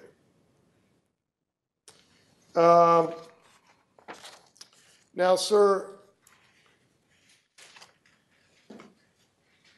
there was also an issue that arose as a result of Mr. White's employment, correct? And former employment there, that there was some information that was disclosed of a health nature of employees. Do you recall that? Some stuff that was leaked by somebody regarding a personal matter, regarding employees in the office, regarding physical ailments, et cetera. I wasn't told very much about that. I was told that someone's information had been on a blog. Okay. And specifically, I, on behalf of Ms. Corey, and I believe it was Ms. Peak, brought you into the conference room, Ms. Corey's office, and we talked to you about that. Do you recall that? Okay, that was around, what, April of 2013? This year? I think it was early April, yeah. Okay. And basically, we tried to determine who had access to that potential information that was leaked about this personal matter about an employee of the office. That's one of the things. And you're right, I don't think we specifically told you what the matters were, but we talked about information, who had access. And isn't it true that it was a determination made that you were one of the people that had access, you and a few other peoples within the IT department? And yes. Then also the person you mentioned earlier, the director, I guess, at that time, Mr. Commando. Correct. Right? And some of the information that was leaked, the belief was that Mr. White had access to that information or somewhat was involved in doing that. Do you recall that? Mr. White's name, I don't recall Mr. White being tied into that. You don't recall Mr. White's in terms of the blogs that were put out and stuff? You don't recall his name at all? I wasn't aware that he was the one that blogged that. Okay. I was never told that. Okay. But the bottom line is it came down to it was either you or somebody else in the office that potentially had done that, correct? Wouldn't you agree? And you stated you had not, correct? I think that was I want to make sure the record's clear. I think that was the assumption that it was Yes. one of 2 people. Right. And you stated you had not done it.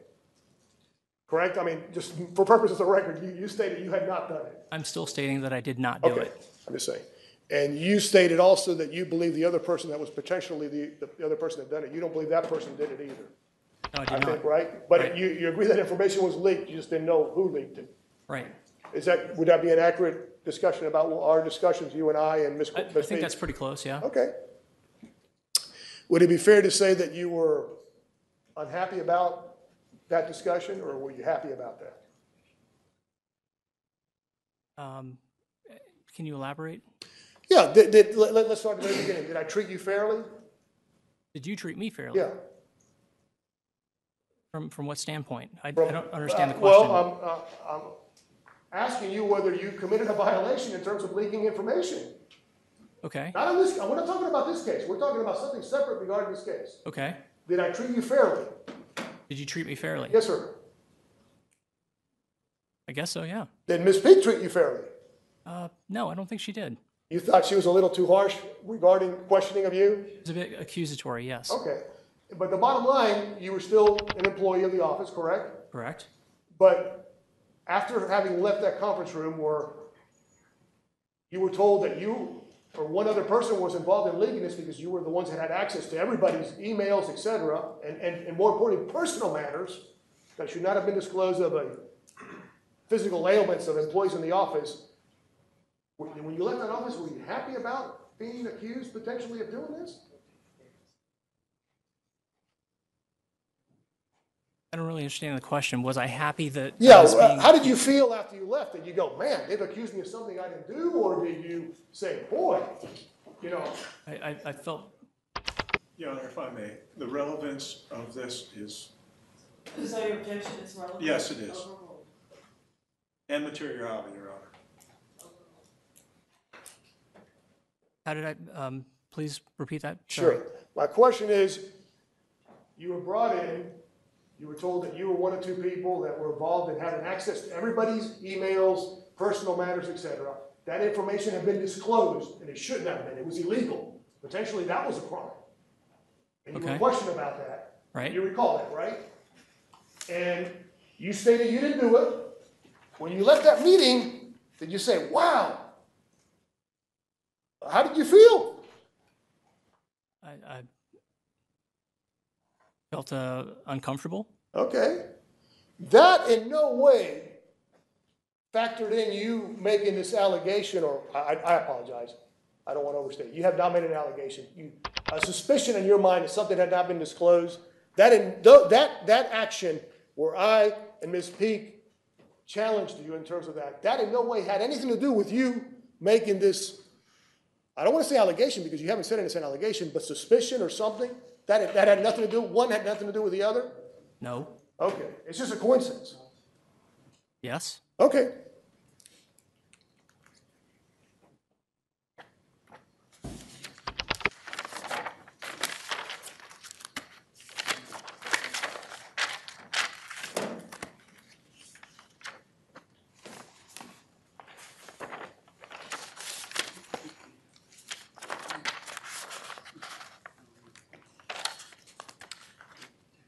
By the way, regarding the Cellbrite, I think you stated you never went to Cellbrite regarding this case or at any other time, correct? Did I get that right up in New Jersey? No, I never went to Cellbrite, all New right. Jersey. Were you aware that the phone was taken up to Cellbrite, right? I guess you became aware of it at some point. I think if I recall correctly, the phone was sent to California to be unlocked and Right. then brought to Cellbrite. Celebrate Okay. by the FDLE analysts. Yes, sir. And were you aware that the defense had an opportunity to go up there when it was being dumped and be present whatever was done up there, and they declined to do that? No, I wasn't aware of that. I mean, were you aware that Mr. O'Mara and Mr. West originally stated they wanted to go, but then they declined to go? I wasn't aware of that. Okay, did you ever ask anybody, hey, like, how come the defense, you never asked me about that, did you? No. Okay.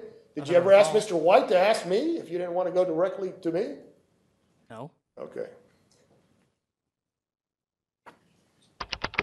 And I gather you're saying that you never were actually aware whether FDLE did an actual additional report or not.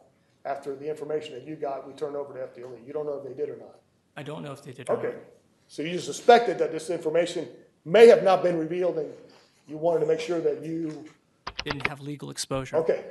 Okay. Thank you. And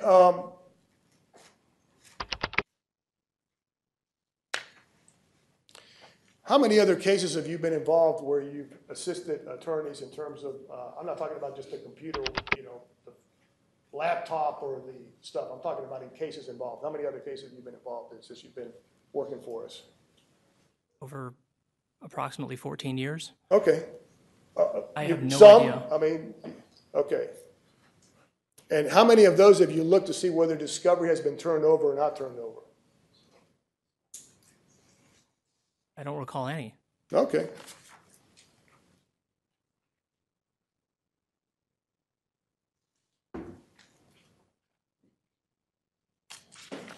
And I think you stated already, you stated that you thought the report was incomplete, you stated, and then when you mentioned that to me, I said, hold on, let's make sure we get everything.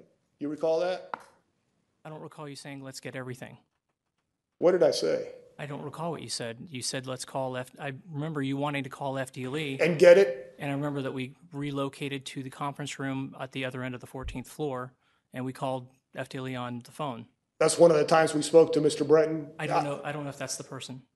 Sorry. Okay, that's all right.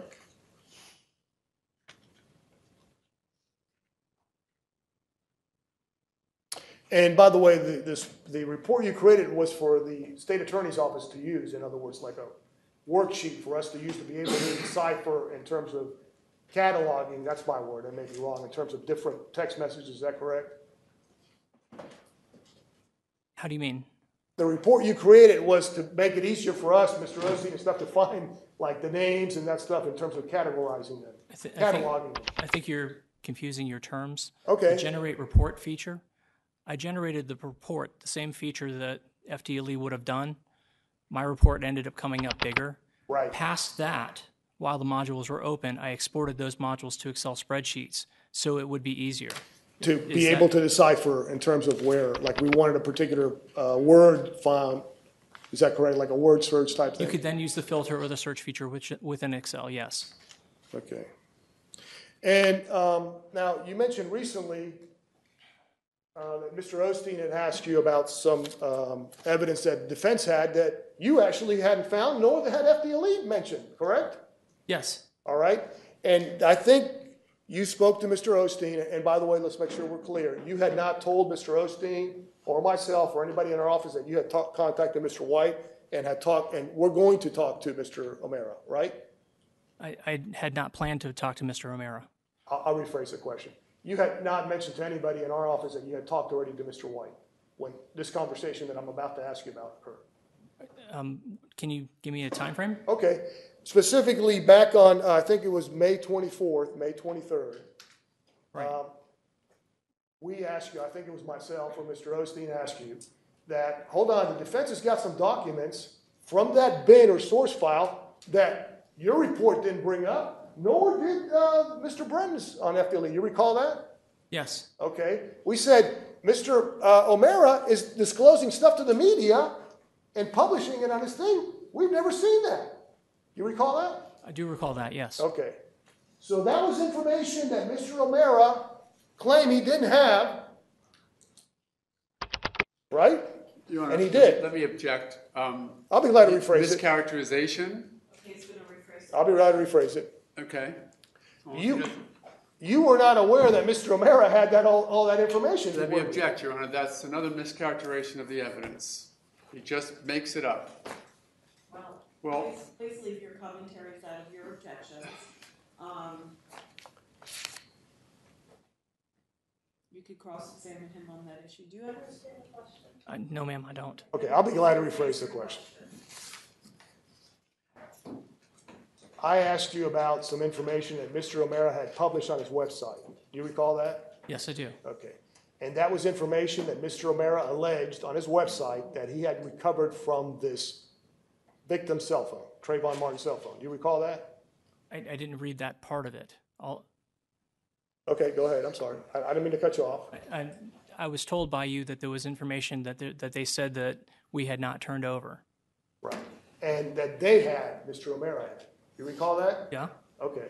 And you recall me asking you to look through what you had generated for us for the state attorney's office, and also that I was going to check with Steve Brenton at FDLE where that information came from if we didn't have it.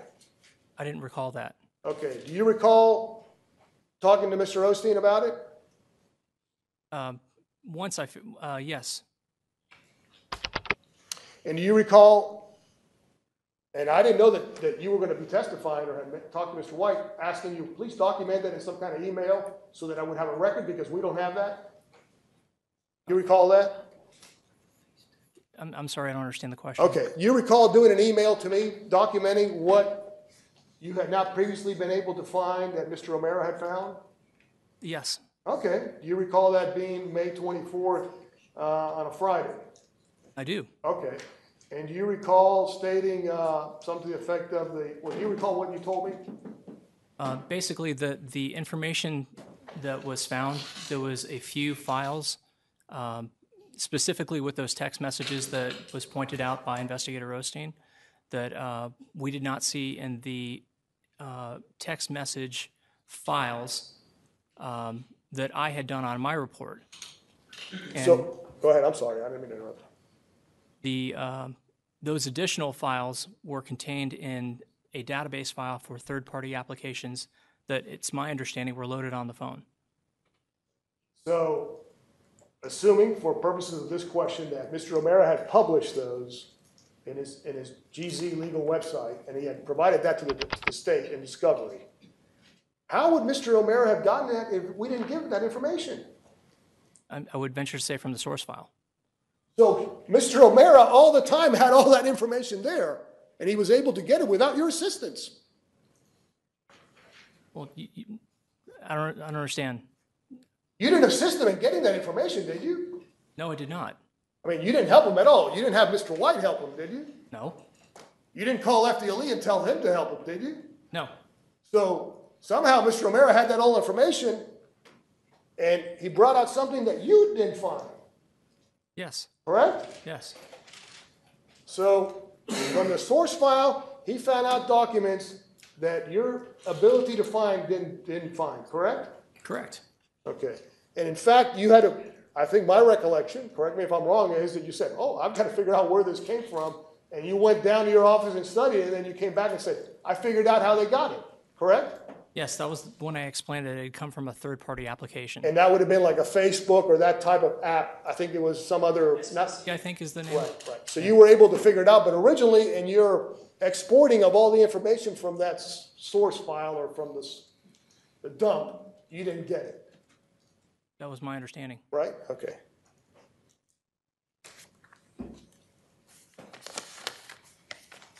If I may have a moment, Your Honor.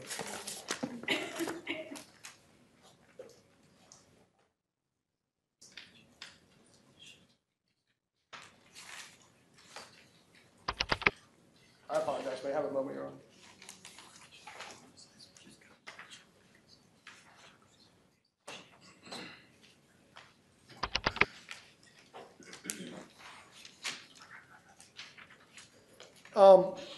You do agree that the information that you do for attorneys in the office are confidential and are supposed to remain confidential? Yeah.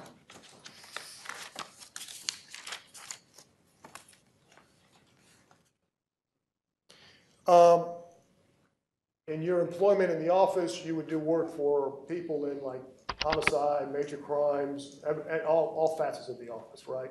Confidential information.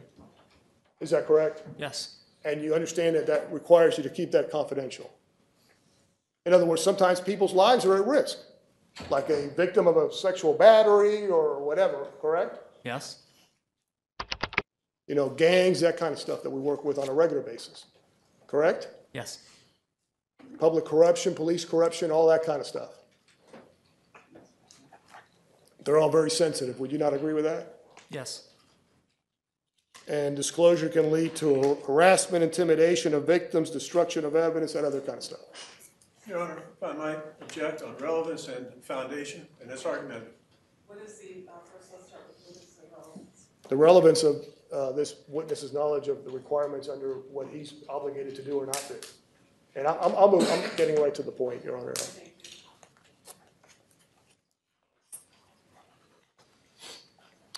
My point is, you thought that you had an obligation to disclose or potentially disclose something that potentially had happened, and you were upset about it, I guess, right? Because you felt that you might be criminally liable in some way, right? I didn't know what you had turned over.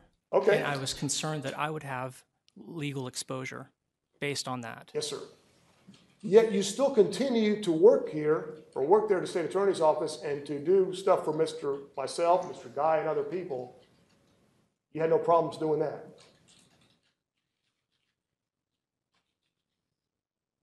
No? Okay, thank you. No further questions. Thank you, Your Honor. And just so you know, Yes, Your Honor. Okay. Sir, do you remember the date of the first report generated by FDLE? I do not. Would you agree if I told you that it was generated on February 20 or March of 2012? The witness has already stated this.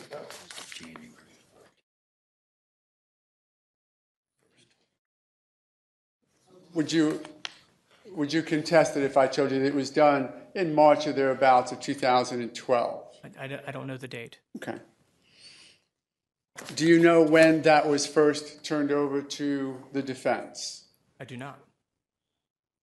If I were to tell you it was turned over 7 months later in September, do you know any information from your work at the State Attorney's Office to contest that it was delayed 7 months? No. Did Mr. Delarianda discuss with you that the only way we found out that a report existed at FDLE and that Mr. Delarianda was aware of was that we found that the phone actually did work during an evidence review in August of 2012? That was not told to me, no. He never told you that that was when we first found out about the phone? No.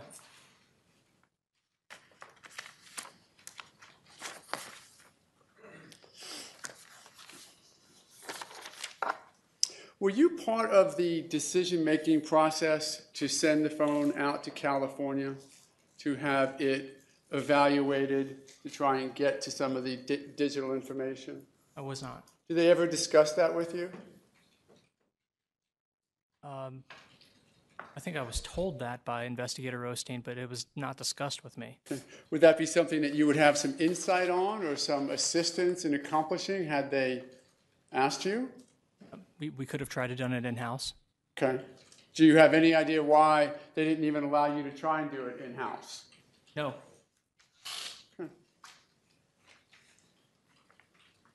But it was not, in fact, tried, even attempted to be accomplished through your office, was it? Not to my knowledge.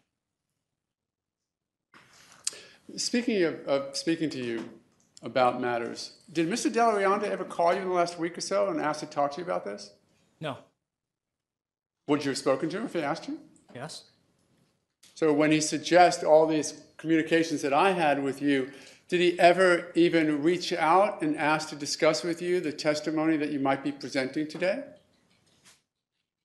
You had mentioned conversations. There was one conversation that we had. And what was that? On the phone with Wes White either a day or two ago. Hours. Right. But my question is whether or not Mr. Delarianda ever reached out to you to talk to you about this case. Since I was put on leave? Yes. No. And you were, in fact, put on leave, correct? Correct. You're on administrative leave presently? Yes. When did that happen? I don't know the date.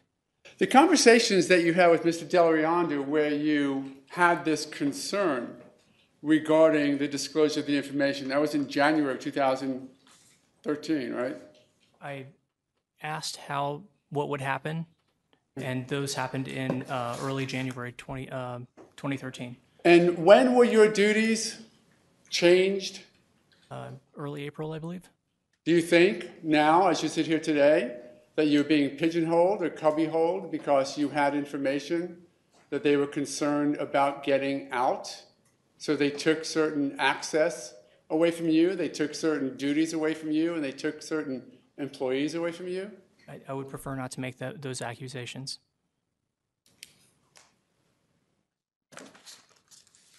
It was clear, was it not, to that you made it clear, did you not, that you had a concern that this information was not being forwarded to the defense, and that concern was evidenced directly to Mr. Delarianda in January. Is that accurate? I don't understand the question. Your concern that you evidenced concerning whether or not this information was being disclosed to us was back in January 2013, correct? That's when I asked what would happen, and he said my report would be redone by FDLE, so I didn't have to testify. And then he told you another possibility of just turning over the bin file, correct? Yes, And it was that led to your concern? that is what led to my concern, yes. Was it that you were trying to get back at Mr. Delarianda because they had taken away certain duties from you? No, Did you have any anger or animosity towards Mr. Delarianda or Ms. Corey that colored your decision-making process in dealing with this information that you found out? no.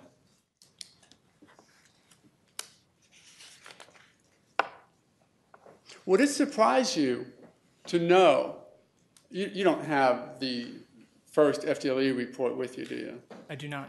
Would it surprise you to note that the information that Mr. Delarianda asked you about, the text message about buying a gun, actually existed in the February 22nd or February 2012 report? No? Okay.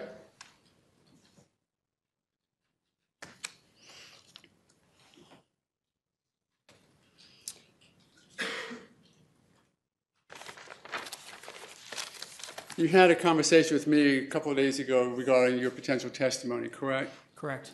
And tell the court how I steered your testimony in a certain direction. I don't think that you steered my testimony at all. Did I suggest answers to you? No? Did I say to you, this is my chance, I want you to say this about Mr. Delarianda? No. Did I say to you anything that impacted on the truth or the veracity of your testimony here today? No?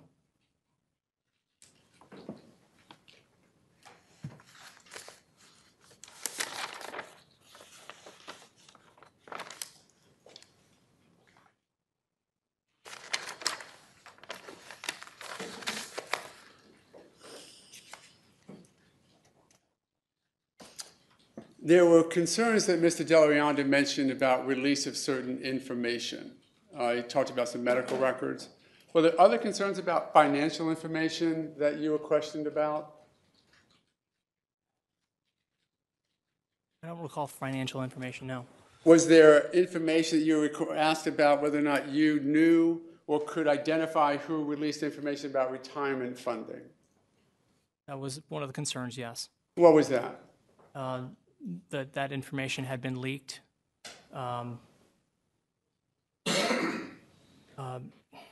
Basically, that a public records request was done specific to that information right at the time that it happened. And I believe that was told by Ms. Corey. And so you were told that somebody had made a public records request for information about the retirement funding increases? Correct. And Ms. Corey told you what? She told me that the information was found via a public records request. Okay. Did she question whether or not you yourself had released the information? No, she said that she didn't think that I had done it. Did she question whether or not you could find out if anybody else in the office had done that release? I'm sorry, the question again? Did she ask you whether or not you forensically could identify whether or not anybody else had emailed out information about that or somehow released it? I believe that investigation was done through the city of Jacksonville. Did you create an email showing sort of screenshots of the first report from FDLE and your report? I did. And tell the court what the purpose of that was. To notate the significant differences between the two. Who was that forwarded to? It was sent to Investigator Osteen and copied to Mr. Delarianda. And did Mr. Delarianda give you any instructions concerning what to place and not to place in the subject concerning what it referenced? No, I sent that email. What did you fill in? What the subject was? File differences? And did you put in a case name? No, I did not. Why not? So that it wouldn't have specific case information in the email. Why not? It was basically more or less office policy to not have things in writing. So it's the office policy of the State Attorney's Office in the Fourth Judicial Circuit not to identify public record emails by case name? I have been told in the past to not put specifics into an email.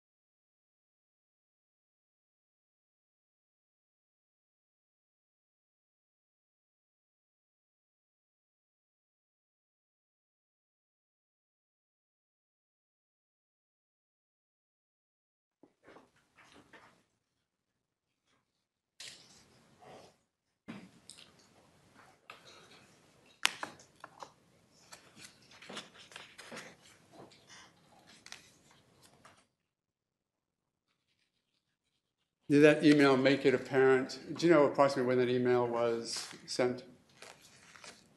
January 23rd? Did that email make it apparent to the recipients of it that there were significant differences between the FDLE initial report and yours?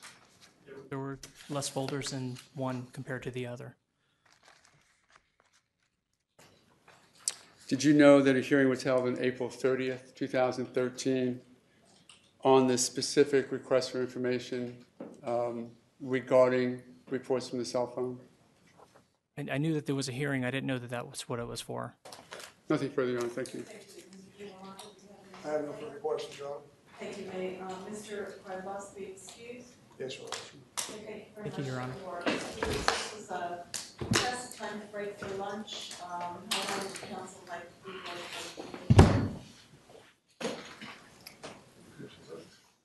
An hour? Whatever the court's pleasure. Certainly, I would like no more than an hour. Just we have a lot to do. Well, an hour, so it is it 1:40? It is 1:40, Your Honor. 12:40. It is So we'll be back 12. here at 1:40. I can't see that clock. Court will be in recess till 1:40.